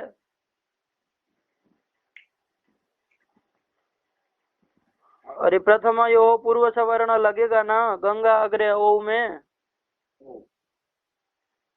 है। गंगा अग्रे ओ में प्रथम यो हो पूर्व सवर्ण लगेगा कि नहीं लगेगा? अरे अक हो गया कौन?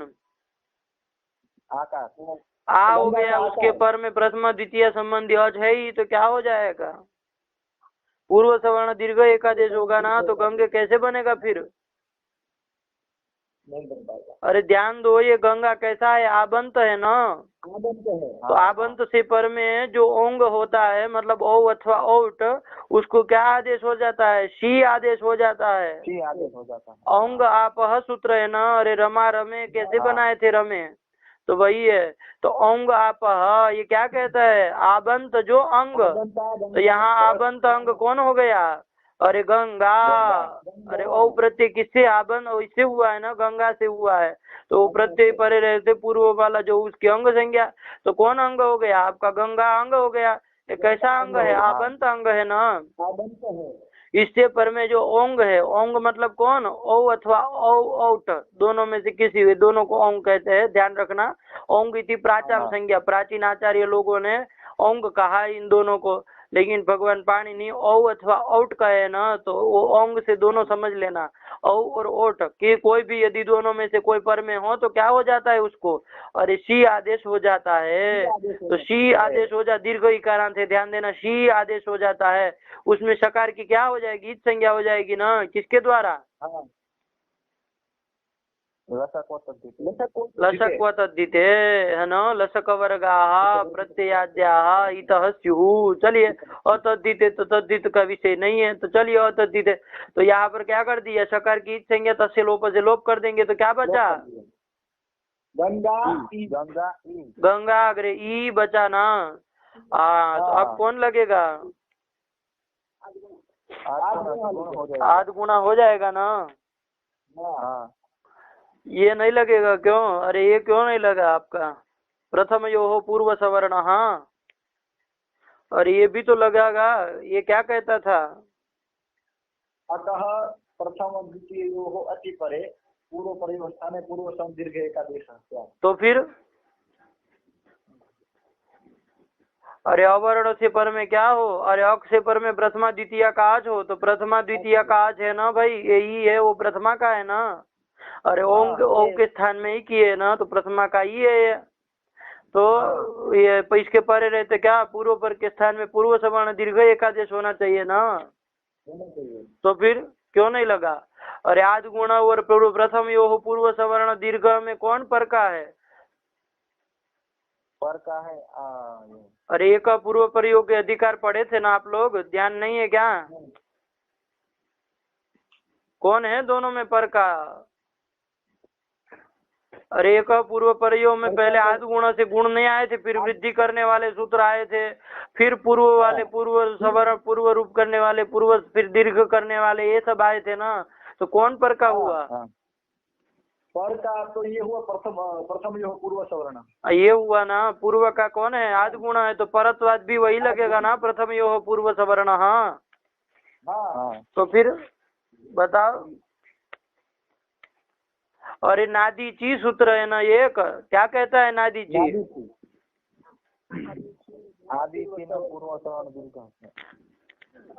अंड बंड मत बोलो, देख के बोला करो बाहर को, आदिति न पूर्व सवर्ण दीर्घ, हाँ क्या बोले,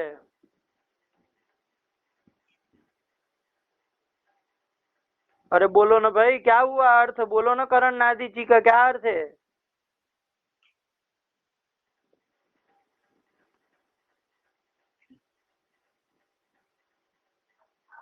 आज इसी पर है पूर्व सवर्ण दीर्घ है ना, वो वज्र मूर्ख को मिला नहीं अभी क्या,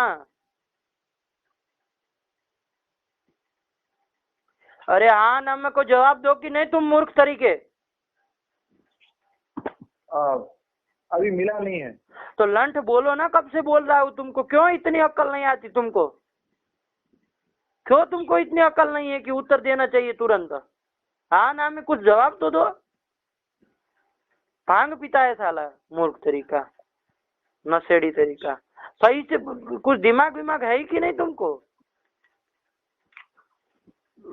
बोलो भाई, कब से कह रहा हूँ कि ना दीजिए, वो बोलो बोलो, बोल नहीं रहा, सब लोग अर्थ बोल दिए, सुन के भी नहीं आता तुमको अर्थ, बोलो क्या अर्थ हुआ, आदिति परे पूर्व सवर्ण दीर्घो नस्य, अंड बंड बोलता है लंठ तरीका, बोलो भार्गव क्या अर्थ है, आदिति न पूर्व सवर्ण दीर्घ, हाँ देखो, आज इची परे न पूर्व सवर्ण दीर्घ, आत इति, आत मतलब अवर्णात, अवर्ण से पर में यदि क्या रहे, इच रहे, इच मतलब इच प्रत्याहार है ना, इच प्रत्याहार में कौन कौन आएंगे, ई ओ री ए ओ आई ओ, हाँ इसमें से कोई भी यदि पर में रहेगा तो क्या हो जाएगा, अरे न पूर्व सवर्ण दीर्घ, पूर्व सवर्ण दीर्घ नहीं होता है, तो यहाँ क्या है, अरे अवर्ण से पर में क्या है, यहाँ पर ई है ना, तो यहाँ पर पूर्व सवर्ण दीर्घ का निषेध कर दिया, दीर्घा जस्सी च के द्वारा प्राप्त था ना, दीर्घा जैसी क्या वो किसके द्वारा, प्रथम यो पूर्व सवर्ण से प्राप्त था, लेकिन इसने क्या कर दिया, निषेध कर दिया, तो जब निषेध कर दिया तो अब तो नहीं ना होगा पूर्व सवर्ण दीर्घ, तो क्या हो जाएगा फिर? 8 गुणा से गुण हो जाएगा। हाँ, तो गुण हो जाएगा, तो क्या रूप बन जाएगा? गंगे। गंगे बन जाएगा। करण में तुमको एक बात साफ बता देना रहा हूँ, तुमको ढंग से रहना है तो पाठ में आओ, वरना आप भी निकल जाओ। क्यों ऐसा करते हो बताओ तुम? ये कौन आदत होती है भाई? क्यों उत्तर नहीं देते? देखो अभी भी यही हाल है, देखो अभी कह रहा हूँ तब भी वही बात है। क्यों उत्तर नहीं देते हो तुरंत पूछने के बाद?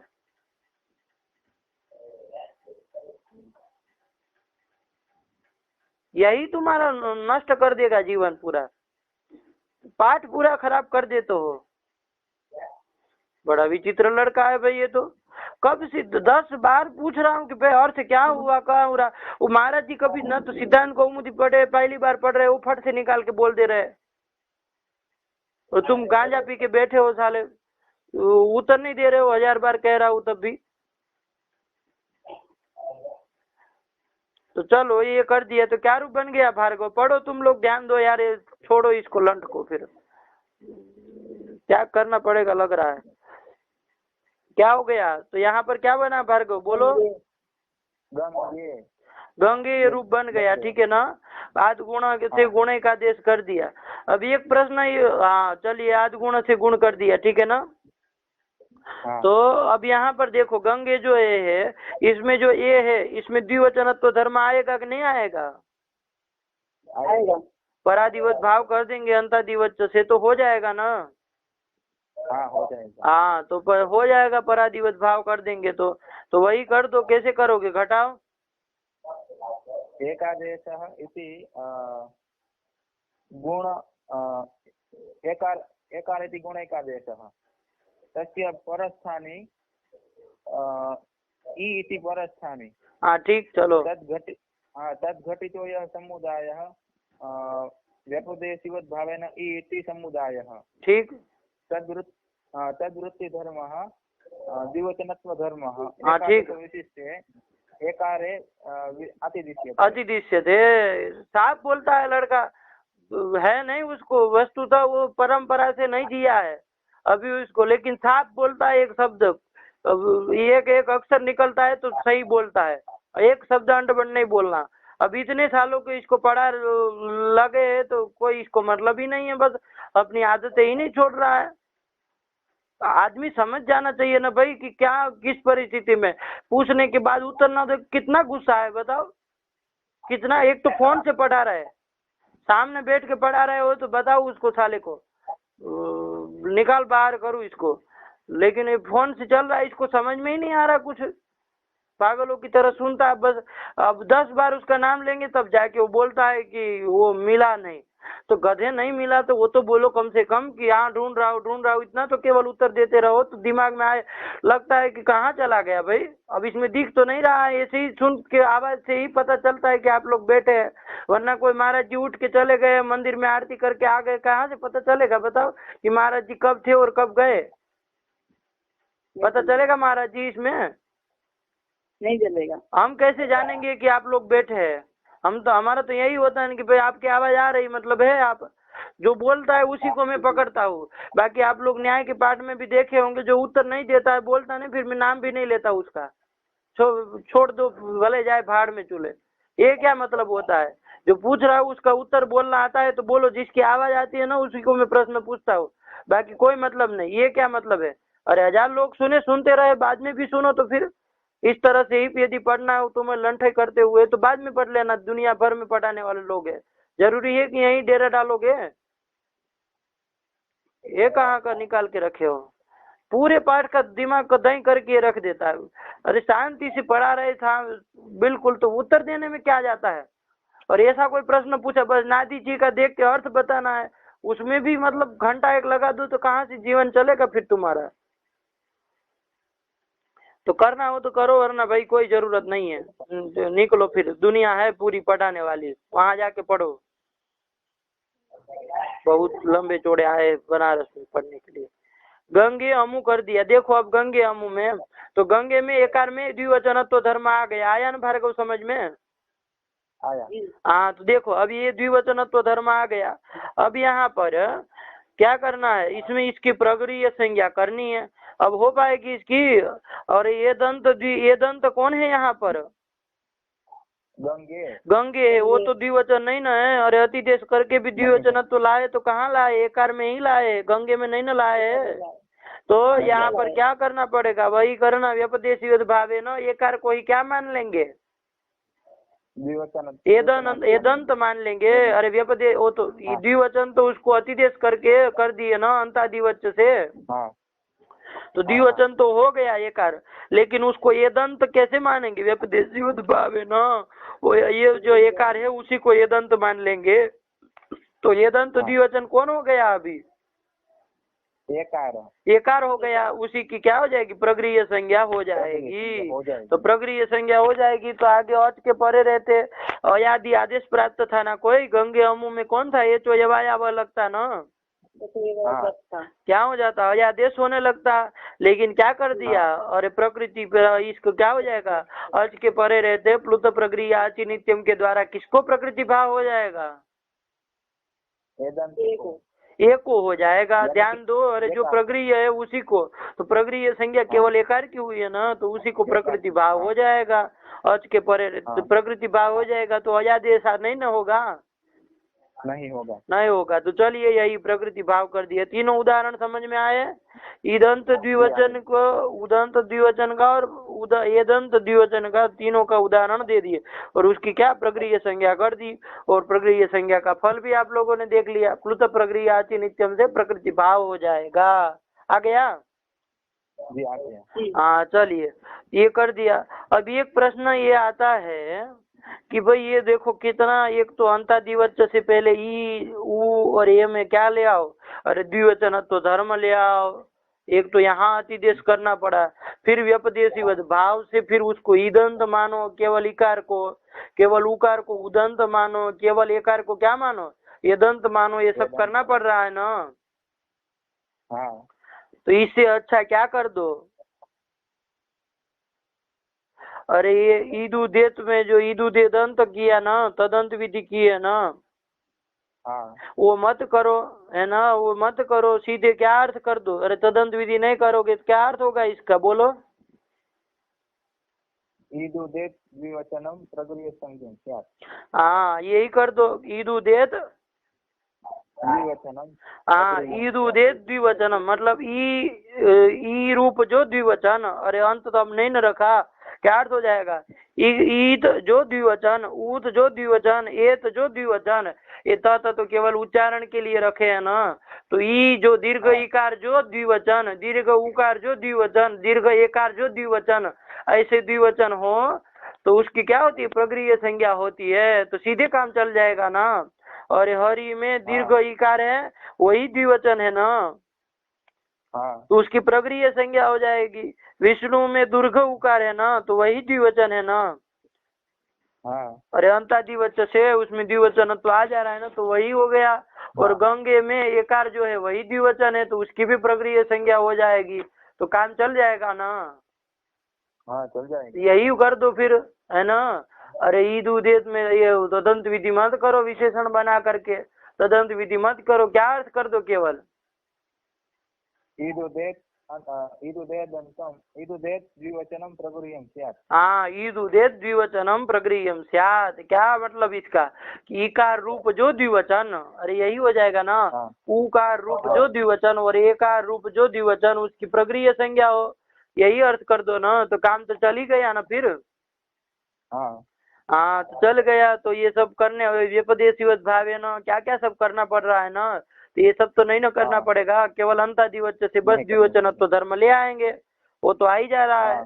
तो सीधे काम हो जाएगा। तो ये सब तदंत विधि नहीं करेंगे तो काम बढ़िया मतलब व्यवस्थित हो जाएगा ना। व्यपदेशी भाव करने की जरूरत नहीं पड़ेगी। तो यही कुछ कर दीजिए तो काम चलेगा कि नहीं चलेगा? सब जगह चलेगा। हाँ तो इसमें तो चल जाएगा। ध्यान दो। हरि ये तो विष्णु, इमो, गंगे, अमू, लेकिन आगे क्या दे रहे हैं? इमो यहाँ पर नहीं चलेगा। अरे तदंत विधि नहीं करोगे ना तो यहाँ पर काम नहीं चलेगा। क्या अर्थ हो जाएगा? अभी तदंत विधि नहीं करो तो क्या अर्थ किया आपने? द्विवचनम प्रक्रिया यही अर्थ किए है। तो पचेते इमो में देखो, पचेते में पचेते कहाँ का रूप है ये? लट लकार प्रथम पुरुष द्विवचन द्विवचन का है ना। अरे ये धते ये देते बनता है ना, वैसे पचते पचेते है ना। तो चलिए ये पच धातु उभयपदी है ना भाई। अरे पचती भी बनता है ना, देवदत्त पचती, और आत्मनेपद पद में भी चलता है पचते पचेते पचनते। तो वही पचेते बनाया है ना, तो क्या है? द्विवचन का है ना, प्रथम पुरुष द्विवचन का है ना। तो पचेते इमऊ मतलब ये लोग पचा रहे हैं, है ना, पका रहे हैं, दो लोग हैं। तो चलिए पचेते बनाया, कैसे बनेगा? सिद्धि करो जरा पचेते की। अरे ये देते बनाते हैं ना, वही प्रक्रिया चलानी, बस पच धातु है, पच धातु से लट लकार ले आओ और क्या कर दोगे? अरे आत्मने पद में से प्रथम पुरुष द्विवचन में कौन प्रत्यय हो जाएगा? आताम आताम हो जाएगा ना। पच आताम कर दिया, अब क्या करोगे? बोलो, प्रक्रिया करो सिद्ध। तो आत्मने पदानाम तेरे से एत्व कर दोगे। वो बाद में करना, अभी पहले देखो क्या लिख रहे हैं। देखो पचेते में लिखे है बाल मनोरमाकार।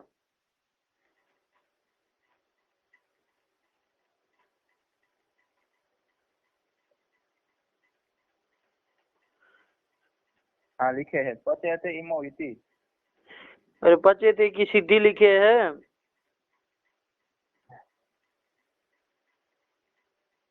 और पचेते पहले सिद्ध करो, फिर बाद में सब देखेंगे जो देखना है वो। पहले पचेते सिद्ध तो करो। अरे पच अग्रे आताम हो गया तो फिर क्या करोगे? बोलो।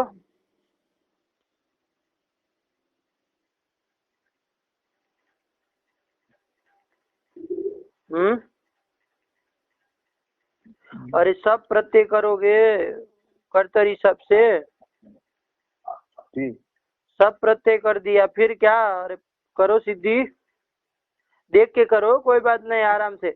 अरे ये धातु थे ना, सिद्धांत कौमुदी निकालो। जैसे एधेते बनाया उसी प्रकार बनाया है ना। जहाँ एधेते बनाया सिद्धांत कौमुदी में भादी प्रकरण में, तो वहां पर जो जो सूत्र लगे वही सब लगाना क्रम से। बस यहाँ पर स्थिति हम लोगों ने क्या कर दी? अरे पच आताम ये स्थिति बन गई ना। अरे सब करके पच आताम। अब आगे सिद्धि करो, देखो निकालो भार्गव वहाँ ये तो वृद्धो धातु निकालो, अपने से आदत डालो सिद्धि करने की, ठीक है ना।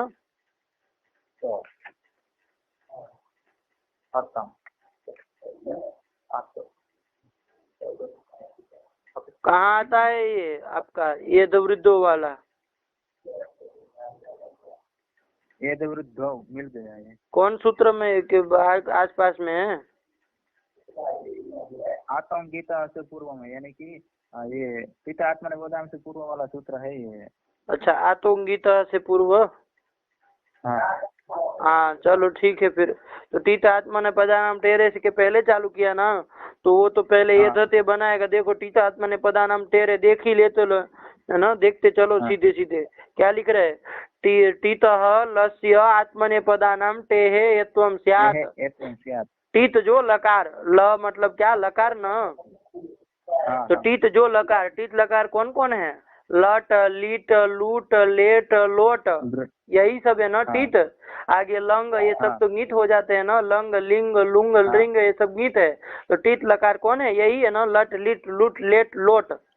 ठीक, ये टीत लकारों के जो आत्मने पद, उनके स्थान में टीत लकार के संबंधित जो आत्मने पद, तो यहाँ ये जो है आपका कौन? और आपने यदि मान लीजिए वो करेंगे तो प्रत्यय पहले ये धते बनाएंगे ना, ये भी तो उन्हीं के क्रम से चलते हैं, ध्यान देना। तो ये धते पहले बनाओ, ये धातु से तो प्रत्यय कर दिया, ठीक है ना। कौन प्रत्यय कर दिया? ये धातु से लट लकार लाए, लट के स्थान में तो कर दिया। तो ये जो ये तो है वो आत्मने पद है कि नहीं? तंगानाव आत्मने पदम, आत्मने पद है, तो उसी द्वारा आत्मने पद संज्ञा है। तो ये टीत लकार के संबंधित है ना, टीत लकार के स्थान में हुआ है ना ये तो। तो ये क्या हो गया? टीत लकार के स्थान में हुआ जो आत्मने पद है, उसके टी भाग को क्या हो जाता है? एत्व हो जाता है। तो त में किसको एत्व हो जाएगा? अकार को एत्व हो जाएगा। अकार को एत्व हो जाएगा। तो ये धातु से लट लाए थे, लट को त किए थे, और सब कर देना बीच में, ध्यान रखना। कर्तरी शब्द से जी। सब हो जाएगा ना, तो क्या स्थिति बन जाएगी भार्गव? एध अ तो अब इटित आत्मा ने पदाराम टेरे लगा दो, तो किसको एत्व कर हाँ। दोगे? तकारोत्तरवर्ती एकार को एत्व कर दोगे ना, तो क्या बन जाएगा? हाँ एधते एधते, बस वही तो लिखा है, वहाँ लिखे कि नहीं एधते? जी लिखे। लिखा। एधते, बस यही तो बन गए एधते। अब एधेते बनाना है, तो ध्यान देना, एधेते बनाना है, तो कैसे करोगे? एध धातु है, वही लट लकार लाओगे, लट के स्थान में क्या कर दोगे? आताम कर दोगे। आताम तो चलो ये धोगरे आताम और कर्तरी सब तो लग ही जाएगा, तो क्या बन जाएगी स्थिति? हाँ एध अ आताम ये ध ये मिला दो, ये ध आताम, ये बन गई स्थिति, ये ध आताम। हाँ। अब आइए क्या कह रहा है सूत्र? सार्वधातुकम अपीत, है ना, अपित सार्वधातुकम गिधवत स्यात्। तो ये जो ये है आपका कौन? आताम, ये सार्वधातुक है कि नहीं है?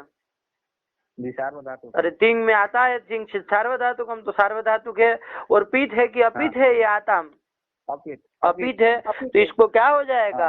अपित सार्वधातुकम गिधवत स्यात् करके आताम की कौन हो जाएगी? मतलब कौन हो जाएगा? गिधवत भाव हो जाएगा ना, आताम हो जाएगा, गिधवत भाव हो जाएगा, ठीक है ना। तो चलिए आताम को गिधवत भाव कर दिया, तो गिधवत भाव की स्थिति वही है, क्या स्थिति है? अरे ये ध आताम, ये ध आताम, ये स्थिति है ना। तो चलिए अब आगे कौन सूत्र आ रहा है? अरे गिधवत भाव करके द्वारा कुछ कार्य करेंगे ना, तो क्या कार्य कर रहे हैं देखो? आतंगित आतंगित क्या कहता है? अतः क्या लिख रहे हैं? अतः परस्य गीतामाकारस्य इय स्यात्। हाँ ठीक है ना। अतः परस्य रस्व आकार से पर में क्या हो? गीत का यदि आकार हो, ठीक है ना, गीत का आकार हो, तो उस आकार को क्या कर देना? और ई आदेश कर देना, है ना। तो देखो एध अ आताम ये स्थिति थी ना, अरे सब वाला है ना बीच में, तो एध अ आताम ये स्थिति है। तो देखो रस्व आकार कौन हो गया? ये सब का अ हो गया। उससे पर में गीत का आकार है कोई? जी आताम का आ। अरे आज का आताम गीत है क्या?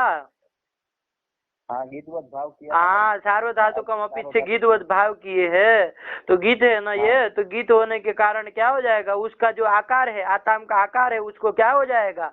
ई आदेश हो जाएगा। तो क्या स्थिति बन जाएगी भार्गव?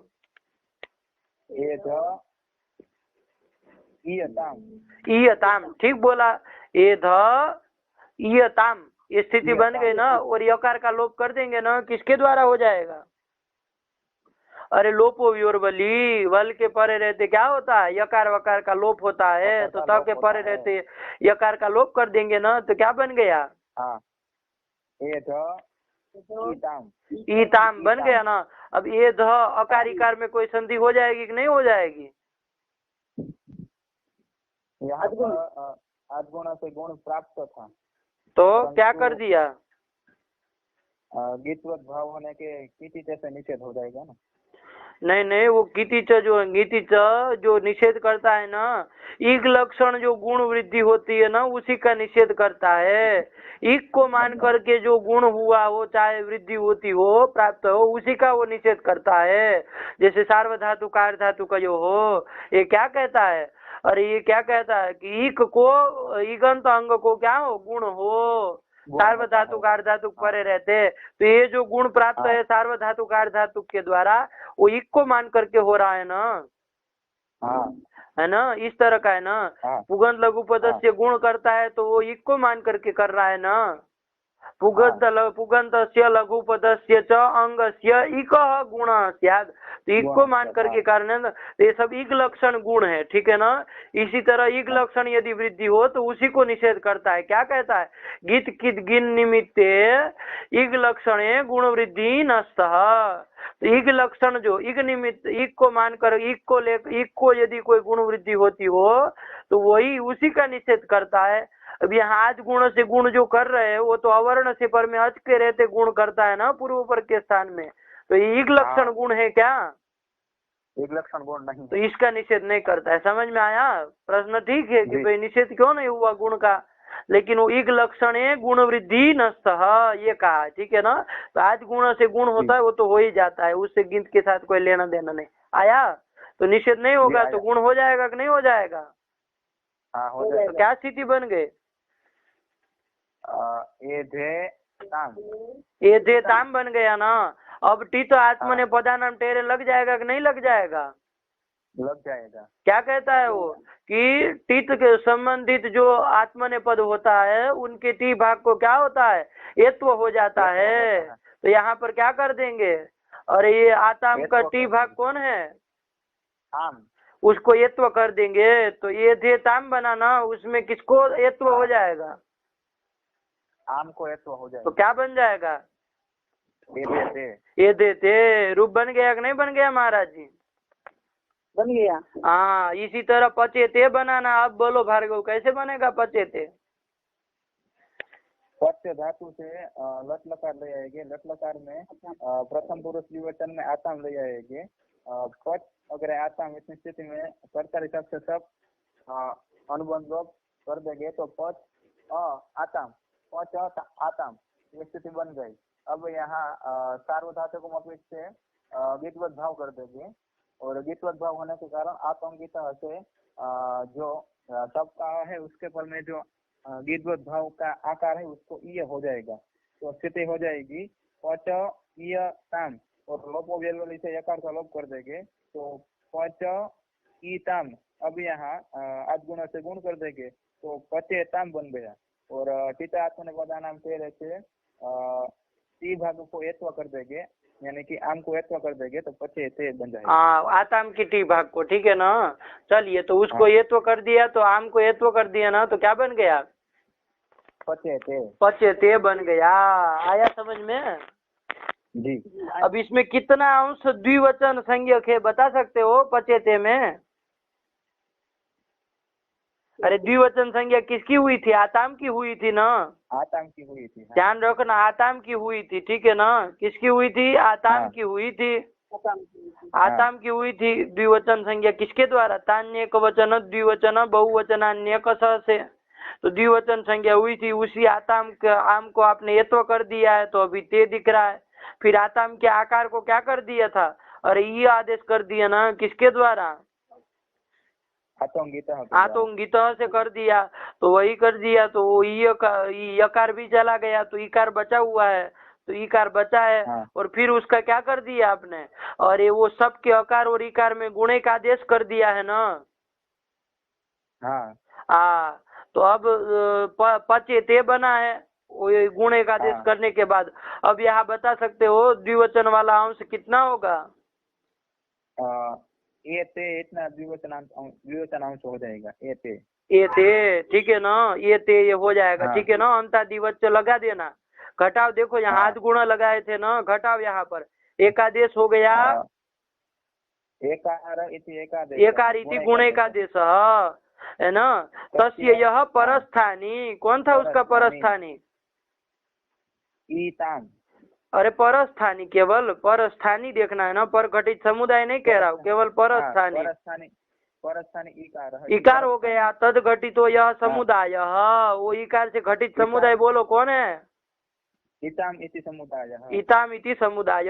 चाहे एत्व कर दो तो इते इति समुदाय, यही होगा ना। हाँ। अरे मान लो टीता आत्मने पदानाम टेरे से आम को एत्व कर दिया तो कौन समुदाय लोगे? पर पद घटित समुदाय। इते इति समुदाय। इते इति समुदाय। तद्वृत्ति धर्म, कौन धर्म है? द्विवचनत्व धर्म। द्विवचनत्व धर्म है। वो एकादेश विशिष्टे, मतलब एते, एकादेश विशिष्टे मतलब एते इत्यत्र अतिदिश्यते। तो पूरे एते में आ जाएगा ना द्विवचनत्व धर्म। हाँ। तो ध्यान रखना। तो ये इसमें पचेते में द्विवचन कौन है? एते है, ठीक है ना। ध्यान रखना, अंता द्विवचन लगाया है। हाँ। ठीक, आ गया। तो एते द्विवचन है। अब आओ यहाँ ईदुदे द्विवचनम प्रगृह्यम में, इसमें आपने क्या कहा था? अरे आपने क्या अर्थ कर दिया था कि वो गंग हरि, ये हरि ये तो विष्णु इमो और गंगे अमु में सब व्यपदेशी भाव वगैरह करना पड़ रहा है, इसलिए क्या कहा था आपने? हम यहाँ पर क्या नहीं करेंगे? तदंत विधि नहीं करेंगे तो इकार रूप जो द्विवचन, उकार रूप जो द्विवचन, एकार रूप जो द्विवचन, उसी की प्रक्रिया संज्ञा होगी। तो हरि ये तो विष्णु, इमो, गंगे, अमु सब जगह काम चल गया कि नहीं चल गया? चल गया। अब आओ इधर पचेते में, यहाँ पर भी प्रक्रिया संज्ञा करनी है हमको। तो देखो अभी हो पाएगा? एकार कौन हो गया? अरे पचेते का एकार, अंतिम एकार, वो द्विवचन है क्या? वो नहीं, वो नहीं है ना। द्विवचन कौन है? एते है ना द्विवचन। तो फिर एकार रूप द्विवचन मिलेगा यहाँ पर? नहीं मिलेगा, नहीं मिलेगा। और तदंत विधि करते तब तो हो जाता। तदंत विधि करते थे तब क्या बनता था? ये दंत जो द्विवचन, तो यहाँ हो जाता ना ये दंत द्विवचन कौन मिल जाता? ये मिल जाता और उसकी प्रक्रिया संज्ञा हो जाती। और पचेते इमो में आगे प्लुत प्रक्रिया आती नित्य से क्या हो जाता? इसको प्रकृतिवत भाव हो जाता। तो अयादेश आदि आदेश नहीं होते। आया कि नहीं आया? आया। तो प्रक्रिया से वो प्रकृति भाव करना है ना, यहाँ पर प्रक्रिया संज्ञा भी करनी है। तो यदि तदंत विधि नहीं करोगे, है ना, लागू देख यदि आप कहे कि हरि ये तो विष्णु, इमो में तदंत विधि नहीं करेंगे तब भी काम चल गया, क्योंकि हरि में दीर्घ इकार रूप द्विवचन मिल रहा है, विष्णु में उकार रूप द्विवचन मिल रहा है और गंगे में एकार रूप द्विवचन मिल रहा है। तो तदंत विधि करके क्यों फालतू में व्यपदेशी भाव करवाना फिर, है ना? उससे अच्छा सीधे यही बिना तदंत विधि किए कर लो। तो क्या कहाँ दोष आने लगेगा? पचेते इमो में दोष आ जाएगा। हाँ, क्योंकि पचेते में एते जो द्विवचन है उसकी क्या प्रक्रिया संज्ञा नहीं होगी, नहीं हो पाएगी। क्यों नहीं हो पाएगी? क्योंकि तदंत विधि नहीं करेंगे तो एते ये पूरा द्विवचन नहीं मिलेगा, एकारांत जो ए है यही मिलेगा। नहीं, तदंत विधि नहीं करोगे तो कैसे द्विवचन की प्रक्रिया संज्ञा होगी? एकार अंत जिसके अंत में एकार है। अरे तदंत विधि नहीं न किए हो, तदंत विधि नहीं किए उस पक्ष में कह रहा हूँ ना। अरे तदंत विधि न करे यदि तब का कह रहा हूँ, तब क्या अर्थ किसके द्विवचन प्रक्रिया संज्ञा होगी? एकार रूप जो द्विवचन, हाँ, उसकी प्रक्रिया संज्ञा होगी ना। और पचेते में एकार रूप द्विवचन मिल रहा है क्या? नहीं मिल रहा है, इसलिए प्रक्रिया संज्ञा नहीं होगी, नहीं हो पाएगी। और यहाँ पर हमको करनी थी ना ये थे कि प्लुत प्रक्रिया नित्यम से प्रकृति भाव करना था, लेकिन नहीं हो पाएगा। इसलिए आपको क्या करना पड़ेगा? द्विवचन प्रक्रिया में तदंत विधि करनी पड़ेगी। और जब तदंत विधि कर देंगे तो क्या अर्थ हो जाएगा? ये दंत ईदंत जो द्विवचन, उदंत जो द्विवचन और ये दंत जो द्विवचन, उसकी प्रक्रिया संज्ञा होती है। अब पचेते में बताओ ये दंत द्विवचन मिल जाएगा ना? मिल जाएगा। कौन मिल जाएगा? एते मिल जाएगा, तो इसकी प्रक्रिया संज्ञा हो जाएगी और प्लुत प्रक्रिया नित्यम से प्रकृति भाव हो जाएगा। तो पचेते इमो स्थिति में ये तो यवायावह नहीं न लगेगा? नहीं लगेगा। हाँ, तो चलिए यही हो गया, ठीक। तो पचेते इमो, इसके लिए तो तदंत विधि करना जरूरी है। बात समझ में आई? जी आई। हाँ, बाकी हरि ये तो विष्णु, इमो, गंगे, यमु में तो चलिए बिना तदंत विधि के भी चल जाता, लेकिन कहाँ दोष आता? हाँ, देखो यहाँ देखो, बाल मनोरमा में लिखा होगा इसके लिए। क्या लिखे कुछ? जी लिखे हैं। इदे दंतम इति तदंत विधेः प्रयोजनम दर्शयितुम आह। इदुदे दंत में जो तदंत विधि की ना, उस तदंत विधि का प्रयोजन बता रहे हैं दीक्षित जी। क्या कहाँ बता रहे हैं? दर्शयितुम आह। क्या? पचेते इमाविति। हाँ, पचेते इमौ ये बताया ना, तो तदंत विधि का यही प्रयोजन हुआ। वरना तदंत विधि हरि ये तो विष्णु, इमो, गंगे, यमु में प्रक्रिया संज्ञा करने के लिए तदंत विधि की जरूरत थी? नहीं थी। बल्कि नहीं करने से सरल रूप से हो जाता है ना। अभी तदंत विधि करते थे, वैसे तो उसमें व्यपदेशी भाव क्या क्या करना पड़ेगा, तब जाके हो पाएगा, व्यवस्था बन पाएगी। तो उसके लिए तो जरूरत थी ही नहीं तदंत विधि की, लेकिन पचेत इमो के लिए जरूरी है। देखो लिख रहे, क्या लिख रहे? तदंत विद्य भावे ईदुदेदात्मकं द्विवचनं प्रगृह्यम् इति लभ्येत। हाँ, यदि तदंत विधि न करे तो कैसे प्रगृह, किसकी प्रगृह संज्ञा होगी? तो ईदुदेदात्मकम यद द्विवचनम, मतलब ईद स्वरूप उत स्वरूप ये स्वरूप जो द्विवचन है उसी की क्या होने लगती? प्रगृह संज्ञा होती। इति लभ्येत, ये लाभ होगा। एवं सति पचेते इत्यत्र इते इति द्विवचनस्य यद रूपत्वाभावात् प्रगृह्यत्वं। हाँ, ये पचेते में जो इते है वो इते लिख दिए हैं, वरना येते भी कह देते तब भी कोई बात नहीं थी। चलो, तो उसमें जो एकार है तकारोत्तरवर्ती एकार, वो द्विवचन नहीं न है? अरे पूरा एते द्विवचन है, केवल एकार द्विवचन नहीं न है? नहीं है। तो वहाँ द्विवचन कौन है? एते है, और वो एकार रूप नहीं है। अरे तदंत विधि नहीं करेंगे तो क्या अर्थ आया था? एकार रूप जो द्विवचन, तो वहाँ मिला एकार रूप द्विवचन नहीं, तो वहाँ नहीं मिला। तो द्विवचनस्य यद रूपत्वाभावात् प्रगृह्यत्वं न स्यात्। आया कि नहीं आया?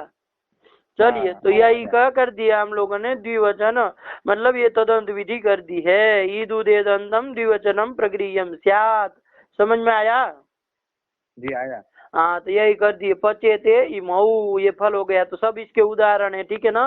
अरे द्विवचन मतलब मैंने आपको बताया ना, द्विवचन मतलब केवल शुभ के ही द्विवचन मत समझना। अरे तिंग में भी किसी की द्विवचन संज्ञा होती है ना, तो आताम तस थस वस और आताम आताम आथाम वही और वही। अरे आताम आथाम और वही, यही है ना? वही। हाँ। वही। चलिए, तो इतने की होती है, तो ये भी द्विवचन, तो इनका भी उदाहरण देखना पड़ेगा ना, तो ध्यान रखना है इस तरह से। ठीक, चलो कर दिया जी। हाँ, जैसे अब बताता हूँ आपको। एक मान लो देवी उवाच, ये है क्या है? देवी उवाच। देवी उवाच। अब यहाँ देवी में जो इकार है उसको प्रगृह्य संज्ञा हो जाएगी ना इसके द्वारा? हाँ, तदंत विधि को नहीं करेंगे तो हो जाएगी। अरे तदंत विधि करिए महाराज जी, क्या है मतलब फिर? द्विवचन नहीं है ना? हाँ, अरे नहीं है क्या? नहीं है। चलिए, दीर्घ इकारांत शब्द है देवी, लेकिन कहाँ का है? प्रथमा एक वचन का है ना। सु आया था, सु का लुक कर दिए है। तो ईदुदेदंतम द्विवचन नहीं न मिला यहाँ पर? नहीं मिला। अरे केवल ईदंत होने से थोड़ी न चलेगा, ईदंत द्विवचन होना चाहिए ना। ईदंत द्विवचन नहीं है, इसलिए नहीं हुआ, तो भ्रम मत कर देना। अरे ईदंत द्विवचन होना चाहिए, ठीक है ना? तो इसलिए क्या हुआ यहाँ पर? नहीं होगा, प्रगृह्य संज्ञा देवी के इकार की नहीं होगी। तो देवी उवाच में प्रकृति भाव किसी के द्वारा होगा? नहीं होगा। क्यों नहीं होगा? अरे प्लुत प्रगृह्य आचि नित्यम से कहाँ होगा भाई? प्लुत वो प्रगृह्य चाहिए ना।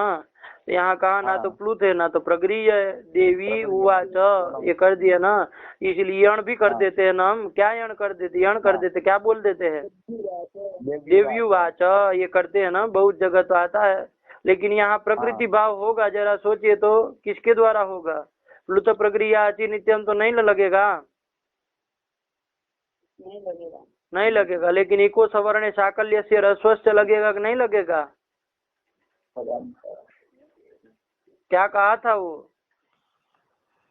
पदांता इकः असवर्णे अजिपरे प्रकृत्यास्यु रस्वश्च, ये कहे थे ना। तो पदा देवी पद है ना। अरे उवाच आगे अलग है, तो उवाच भी पद है। उवाच कहाँ वज धातु का लिट में बन जाएगा ना, उवाच है। उवाच बन गया इधर। देवी ये प्रथमांत पद है, देवी उवाच मतलब देवी ने कहा था, यही है ना उसका अर्थ। तो चलिए देवी, तो देवी ये है क्या पद है? तो पद के अंतिम में कोई इक है कि नहीं है? है। अरे दीर्घ इकार है ना। तो पदांत इक कौन हो गया? दीर्घ इकार हो गया, वकारोत्तरवर्ती इकार हो गया। इससे पर में असवर्ण अच होना चाहिए, तो उसके पर में असवर्ण अच है कि नहीं है? उवाच का ऊ है, वो असवर्ण है, और अज भी असवर्ण अज पर में मिल गया। तो ये जो पदांतिक है उसको क्या हो जाता है? प्रकृतिवद भाव हो जाता है ना। और रस्व भी हो जाता है, साथ में रस्व भी करता है ना। तो रस्व भी हो जाएगा तो क्या बन जाएगा? देवी उवाच की जगह क्या बन जाएगा? रस्व होके प्रकृति भाव कर देना, तो क्या बन जाएगा? देवी उवाच। देवी उवाच यही बन जाएगा ना, रस्व भी होगा और प्रकृति भाव भी हो जाएगा। यहाँ देखो कोई हाँ। निषेध करने वाला है नहीं। अरे न समास है तो समास में निषेध करता था ना, यहाँ देवी हाँ। उवाच थोड़ी न समास है भाई। नहीं, वो शीति च ये वार्तिक था, वो भी शीत प्रत्यय के परे रहते निषेध करता था ना, पार्श्वम बताया हाँ। था। यहाँ शीत प्रत्यय भी कहाँ है पर में, कोई शीत प्रत्यय नहीं न किए है। नहीं। तो फिर तो यहाँ क्या हो जाएगा, अरे रस्व ईकार रस्व हो जाएगा और प्रकृति भाव हो जाएगा, तो देवी उवाच हाँ। ये बनेगा ना। तो फिर देवी उवाच हाँ, पाठ तो मिलता तो है बहुत जगह,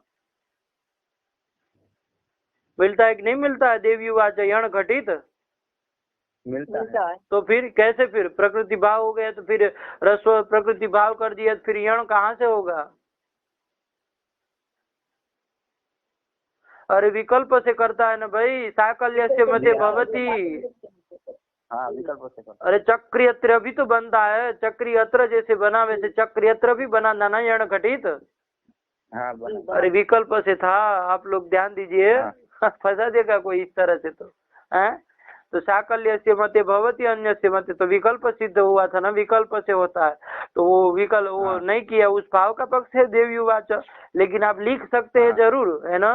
अरे देवी रस्व इकारांत उवाच अलग लिख सकते हैं, रस्व प्रकृति भाव वाला रूप भी लिख सकते हैं। आया कि नहीं आया, देवी उवाच ये भी साधु रूप होगा है ना, और विकल्प के होने के कारण वो भी साधु है ना, विकल्प होने का यही मतलब ना, वो भी साधु है, उसकी असाधुता नहीं कह सकते। देवी उवाच यण घटित रूप की आ गया। तो चलिए ध्यान रखना, वो सब बातें यहाँ तो खैर जरूरत नहीं है। ईदुदे द्विवचनम प्रगृह्यम ये बताना था हमको, तो ईदुदे द्विवचनम प्रगृह्यम का क्या अर्थ कर दिए भार्गव। ईदुदे दंतम द्विवचनम प्रगृह्य संज्ञम स्यात्। प्रगृह्य संज्ञम स्यात्, ठीक है ना। चलो अब क्या लिख रहे हैं, आगे पढ़ो। ईदुदे दंतम द्विवचनम प्रगृह्य संज्ञम स्यात्। हाँ। एतौ विष्णु इमौ गंगे अमु पतेते। अरे ये तो में किसकी द्विवचन प्रगृह्य संज्ञा हुई, इकार की ईकार की हुई, ध्यान रखना। विष्णु में किसकी हुई, हाँ, ईकार की। गंगे में किसकी हुई, एकार की। पचेते में किसकी हुई, एते की। एते की। ध्यान रखना यही सब, ठीक है ना। इन सब की क्या हो गई, प्रगृह्य संज्ञा हो जाएगी और प्लुत प्रगृह्य नित्यम से प्रकृति भाव हो जाएगा। आ गया। अब देखो क्या लिख रहे हैं, मणि वस्त्रस्य लंबेते प्रियौ वत्सतरौ मम। हाँ देखो, समझो बात को समझो क्या कह रहे हैं। देखो यहाँ आशंका ये है, ये मणि वस्त्रस्य ये कहाँ का श्लोक है, मणि वस्त्रस्य लंबेते प्रियो वत्सतरौ मम, कहाँ का श्लोक है। देखो बाल मनोरमाकार कुछ लिखे है, ननु करके कुछ बताए है ना, क्या बताए जी। ननु मणि वस्त्रस्य लंबेते प्रियो वत्सतरौ मम इति भारत श्लोक। भारत श्लोक के लिख रहे हैं ना, भारत श्लोक के मतलब महाभारत का श्लोक है ये, ठीक है ना। महा का उठाया है, महाभारत का श्लोक है। यहाँ देखो मणि वस्त्रस्य लंबेते ये है ना, देखो लंबेते प्रियो वत्सतरो मम, कहाँ का है, कुछ प्रसंग पता है इसका। ये वत्सतर किसको कहते हैं, वत्सतरौ, तो वत्सतर किसको कहते हैं, आया था ना कहीं पर।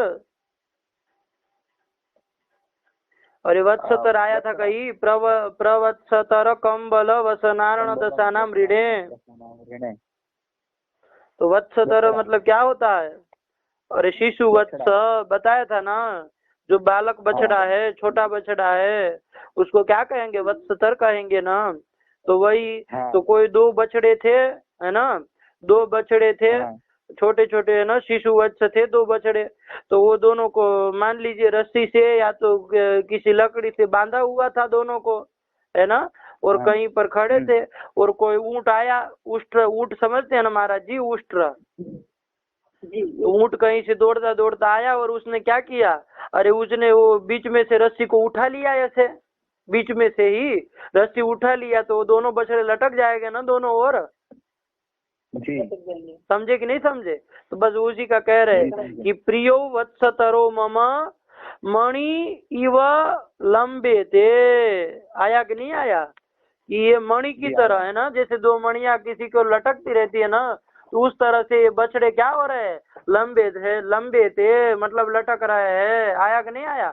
उष्ट्रस्य लंबे थे, कोई ऊँट ने आगे से उठा दिया तो क्या लंबे थे, दोनों मणि की तरह क्या हो रहे हैं, अरे लटक रहा है। जैसे मणि दोनों वो लगाई जाती है ना, तो उस तरह से ये भी बछड़े क्या मणि की तरह लग रहे हैं। आया कि नहीं आया?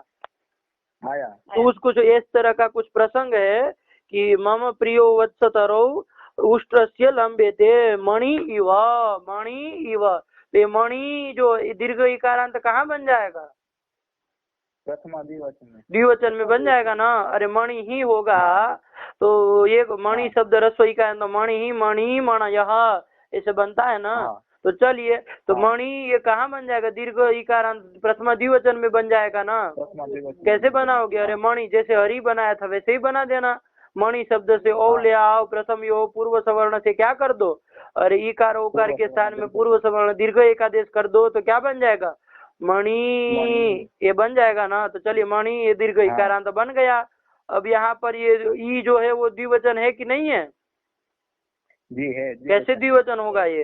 अरे ओ की द्विवचन संज्ञा हुई थी, यहाँ पर अंतर द्विवचन जैसे परादिवच भाव कर देंगे तो इकार द्विवचन हो जाएगा, जैसे हरि में हुआ था। हो गया कि नहीं हो गया? हो गया। तो मणि तो ये क्या हो गया? द्विवचन हो गया। और ईदंत द्विवचन करके कौन व्यपदेशी भाव है ना, ईदंत किसको मान लेंगे? अरे जो दीर्घ इकार उसी को ईदंत मान लेंगे ना। हाँ। और वो क्या है? द्विवचन है, तो उसकी क्या हो जाएगी? प्रगृह्य संज्ञा हो जाएगी कि नहीं हो जाएगी? हो जाएगी। तो ईदंत द्विवचन मणि का दीर्घ इकार है वो हो गया, उसकी प्रगृह्य संज्ञा हो गई। इसके पर में क्या है? इव पर में है। क्या है भार्गव? मणि आगे इव है, ठीक है ना। अब देखो यहाँ मणि में जो दीर्घ इकार है उसकी क्या हो गई? प्रगृह्य संज्ञा हो गई ना महाराज जी। हो गए। अब प्रगृह्य संज्ञा हो गई, पर में अच है कि नहीं है? इव का ई है, तो क्या हो जाएगा? मणि जो दीर्घ इकार है उसको क्या हो जाएगा? प्लुत प्रक्रिया आचि नित्यम से प्रकृति भाव हो जाएगा। तो मणि इव में कौन संधि प्राप्त थी? दीर्घ सवर्ण अकसवर्ण दीर्घ से दीर्घ प्राप्त था ना। अब नहीं हो पाएगा ना। हाँ, नहीं हो पाएगा। मणि इव अलग अलग रहना चाहिए ना, जैसे हरि ये तो रहा, इसी तरह मणि इव अलग अलग होना चाहिए ना। हाँ। अब वो महाभारत में लिखा क्या है? देखो मूल में क्या पंक्ति लिखी है, वो लिखे क्या है? मणि वोष्ट्रस्य। तो क्या अकसवर्ण दीर्घ लगा दिए? लग रहा है ना। हाँ। तो फिर लगा सकते हैं क्या महाराज जी? नहीं लगा सकते। नहीं लगा सकते। फिर कैसे अकसवर्ण दीर्घ लग गया? ये प्रश्न है। प्रश्न समझ में आया कि नहीं आया? अरे मणि इव वत्सतरो लंबे थे, मणि की तरह क्या? अरे मणि की तरह ये जो वत्सतर दो बछड़े है वो लटक रहे हैं, लंबे थे, उष्ट्रस्य, ठीक है ना।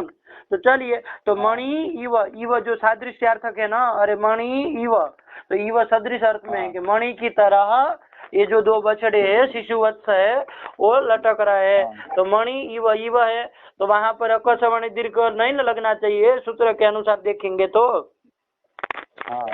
तो फिर मणि वह कैसे कर दिए संधि फिर? अरे मणि के इकार की क्या हो गई है? ईदु द्विवचनम से प्रगृह्य संज्ञा हो गई है, और प्रगृह्य संज्ञा हो जाने से प्लुत प्रक्रिया अचि नित्यम से प्रकृति भाव हो जाएगा। तो कैसे फिर संधि कर दिए? तो उसके लिए दीक्षित जी प्रश्न समझ में आया? शंका आ गए ना कि भाई यहाँ संधि कैसे कर दी, ये प्रश्न है। तो उसके लिए देखो दीक्षित जी क्या लिख रहे हैं? मणि वस्त्रस्य लंबेते प्रियो वत्सतरो मम इत्यत्र द्विवार्थे व शब्दो वा बोध्य इत्यर्थ इवार्थे, इव के अर्थ में मतलब सादृश्य अर्थ में वह शब्द है अथवा तो वा शब्द है, ऐसा जानना चाहिए, है ना। ध्यान देना क्या कहे? अरे हम लोग कह रहे थे कि मणि इव है, तो संधि कैसे कर दी है? संधि नहीं होनी चाहिए, प्रकृति भाव हो गया है, तो है ना, यही हम लोग कह रहे थे ना। तो क्या इन्होंने उत्तर दिया कि यहाँ इव शब्द है ही नहीं पंडित जी, मणि के बाद इव शब्द है ही नहीं, अभी तो कौन शब्द है? वह शब्द है अथवा तो वाह शब्द है। ये वह का भी देखो वो अर्थ होता है, क्या अर्थ? अरे सादृश्य अर्थ। इव का क्या अर्थ होता है? सादृश्य अर्थ होता है ना। इव, इव का क्या अर्थ होता है? अरे ये सिंह इव मतलब सिंह की तरह, तो सिंह के सदृश, तो इव का क्या अर्थ है? सदृश, सादृश्य अर्थ है ना। हाँ हाँ हाँ। तो वही अर्थ व का भी है, वही अर्थ वा का भी होता है। तो यहाँ पर हम क्या मान लेंगे? यहाँ इव शब्द है ही नहीं, अभी तो क्या है? वह शब्द ही है। तो मणि अलग है, वह अलग है। कोई संधि हुई है क्या? नहीं हुई ना। अरे अब तो आपत्ति नहीं दे सकते हो ना, कैसे दीर्घ कर दिया, क्या कर दिया। अरे इव शब्द है ही नहीं, यही कह रहे, ठीक है ना जी। समझ में आया कि नहीं? मणि वोष्ट्रस्य मतलब वह उष्ट्रस्य, अथवा तो वा उष्ट्रस्य। देखो वह भी अव्यय है, वा भी अव्यय है, इनका भी सादृश्य अर्थ होता है। देखो बाल मनोरमा का लिखेंगे, समझ में आ गया कि नहीं आया? उत्तर समझ में आप लोगों को? आ गया। आ गया। देखो ननु से अब पढ़ लो बाल मनोरमा पूरी। ननु मणि वस्त्रस्य लंबेते प्रियो वत्सतरो मम इति भारत श्लोके मणि इवेति ईकारस्य प्रगृह्यत्वे सति प्रकृति भावे सवर्ण दीर्घो न स्यात् इत्यत आह। आया कि नहीं आया? कि भाई मणि वोष्ट्रस्य में, मणि वोष्ट्रस्य में, वहाँ मणि में ईकार जो है उस ईदु दे दंतम द्विवचनम प्रगृह्यम स्यात् करके प्रगृह्य संज्ञा हो गए, और प्रगृह्य संज्ञा हो जाने से प्रकृति भाव हो जाएगा। तो मणि ईवा में क्या? अरे सवर्ण, तो मणि ईवा में सवर्ण दीर्घ नहीं होगा, है ना। अरे प्रकृति भाव हो जाने से सवर्ण दीर्घ नहीं होगा, तो कैसे फिर मणि वो लिख दिए हैं? अरे सवर्ण दीर्घ घटित कैसे लिख दिए? मणि वोष्ट्रस्य, तो इव में सवर्ण दीर्घ कर दिए, यही लग रहा है ना। तो सवर्ण दीर्घो न स्यात्, तो ये प्रयोग कैसे बनाएंगे फिर? तो उसके लिए दीक्षित जी आह, क्या आह? मणि वोष्ट्रस्य लंबेते प्रियो वत्सतरो मम इत्यत्र तु ईवार्थे वह शब्दो वा बोध्य। इव के अर्थ में वह शब्द है अथवा वा शब्द है, ये समझना। आया कि नहीं आया? जी आया। देखो क्या लिख रहे फिर, पता वो प्रमाण दे रहे कि वह शब्द जो है ना वो इव अर्थ में होता है, सादृश्य अर्थ में होता है, इसका प्रमाण दे रहे। देखो बाल मनोरमाकार क्या लिखे? मणि वस्त्रस्य इत्यादि ना वम प्रचेतसी जानियात इवार्थे च तदव्ययम्। हाँ देखो वम जो है वो प्रचेतसी, प्रचेतन अर्थ में जानना, जानियात, और इवार्थे च तदव्ययम्, और वो वह जो है वो इव अर्थ में क्या है? अव्यय है। तो इव अर्थ में भी वह शब्द है। आया कि नहीं आया? मेदिनी कोश के अनुसार आया। इव अर्थ में, इव अर्थ में मतलब सादृश्य अर्थ में, ठीक है ना। और देखो अमर कोश का प्रमाण भी दे रहे, क्या दे रहे हैं? वा यथा तथैवेवं साम्य इत्यमरः। देखो वा यथा तथा, और क्या है आगे? देखो तथे के था के ऊपर कितनी मात्रा? 2 लिख दिए है ना, आई लिख दिए है। तो वो गलत छप गए, एक ही होना चाहिए। अरे तथा अगर इव हो तो क्या बनेगा? गुण होगा ना, तो क्या बनेगा? तथे वह बनेगा ना, तो वो गलत छप गया। ध्यान रखना, एक ही मात्रा आएगी थ के ऊपर। तो क्या अलग करोगे तो क्या हो जाएगा? यथा तथा और इव, और वह के ऊपर जो 2 मात्रा लिखी ना वो तो ठीक ही है। तो अब क्या अलग करोगे वहां पर? एव। अरे इव रहेगा तो वहां पर भी एक गुण ही होगा ना। अरे एव है उसके बाद, ठीक है ना, इसीलिए तो वृद्धि हुई है। नहीं समझे? जी समझ गए। अरे थ के ऊपर ही एक मात्रा, व के ऊपर 2 ही है भाई। अरे उधर तो इव और एव में वृद्धि होगी ना, तो इव बन गया है। तो चलिए क्या क्या हो गए शब्द? वा यथा तथा और इव और एवं, ठीक है ना, एवं है। एवं ये सब किस अर्थ में है? साम्य अर्थ में है, सादृश्य अर्थ में है। आया कि नहीं आया? जी आया। तो चलिए ये सब, तो वह भी सादृश्यार्थक बता दिया, वह भी बता दिया ना। तो चलिए ये सब सादृश्यार्थक है। तो सादृश्यार्थक साम्यार्थक है। तो साम्य मतलब क्या? सादृश्य, यही तो है भाई। साम्य कहो चाहे सादृश्य कहो, तो वही सादृश्य अर्थ में वह और वाह शब्द भी है ना। तो मणि वस्त्रस्य लंबेते में क्या समझना? और इव शब्द करोगे, यदि मान लो वहाँ सादृश्यार्थक इव शब्द ऐसा मानोगे, तब तो गड़बड़ हो जाएगी ना भाई। अरे कहाँ इको अरे मणि वह तो लिखा है, तो इव यदि मानते हो तो सवर्ण दीर्घ मानना पड़ेगा ना। अरे इव मानोगे तो सवर्ण दीर्घ यहाँ कहना पड़ेगा ना, वरना मणि व ये शब्द कैसे बनेगा? तो सवर्ण दीर्घ तो हो नहीं सकता है, क्योंकि प्रुत प्रगृह आती नित्यम से प्रगृह को मान के क्या हो गया, प्रकृति भाव हो गया है ना। प्रकृति भाव तो सवर्ण दीर्घ तो कह नहीं सकते, तो फिर प्रयोग कैसे बनाओगे? तो क्या कहना वहां पर, ये वहां इव शब्द है ही नहीं सादृश्यार्थक, अपितु कौन शब्द है? वह शब्द है। अथवा तो कौन शब्द? वाह शब्द है। अरे वह अथवा वाह को समझना। तो मणि अलग पद हो गया और आगे वह अथवा वाह है, और उष्ट्रस्य के साथ मिलाओगे वह अथवा वाह को, तो क्या बनना? वोष्ट्रस्य ही बनना है ना, उसमें तो कोई आपत्ति नहीं ना है वहाँ संधि होने में। तो कोई आपत्ति नहीं, तो कोई नहीं। तो मणि वोष्ट्रस्य लंबेते प्रियो वत्सतरो मम। तो यहाँ पर क्या समझना, इव अर्थ में मतलब सादृश्य अर्थ में वह शब्द अथवा वाह शब्द को समझना। आ गया तो वारण हो गया ना। अरे सवर्ण दीर्घ की आपत्ति यदि कोई दे तो ध्यान रखना, ये कह देना कि यहाँ सवर्ण दीर्घ हुआ ही नहीं है ना। इव शब्द होता तब सवर्ण दीर्घ कहते हैं, इव शब्द ही नहीं है। अपितु इव अर्थ में कौन शब्द है? वह शब्द वाह शब्द है। चलिए तो बन जाएगा जी, बन जाएगा। हाँ चलिए, इति बोध्य। हाँ हो गया जी, इतना रहने दिया जाए। जी चलिए, वाक्यकारम वररुचिम भाष्यकारम पतंजलिम पाणिनिम सूत्रकारं च प्रणतोस्मि मुनित्रयम्। मुनित्रयाय नमः।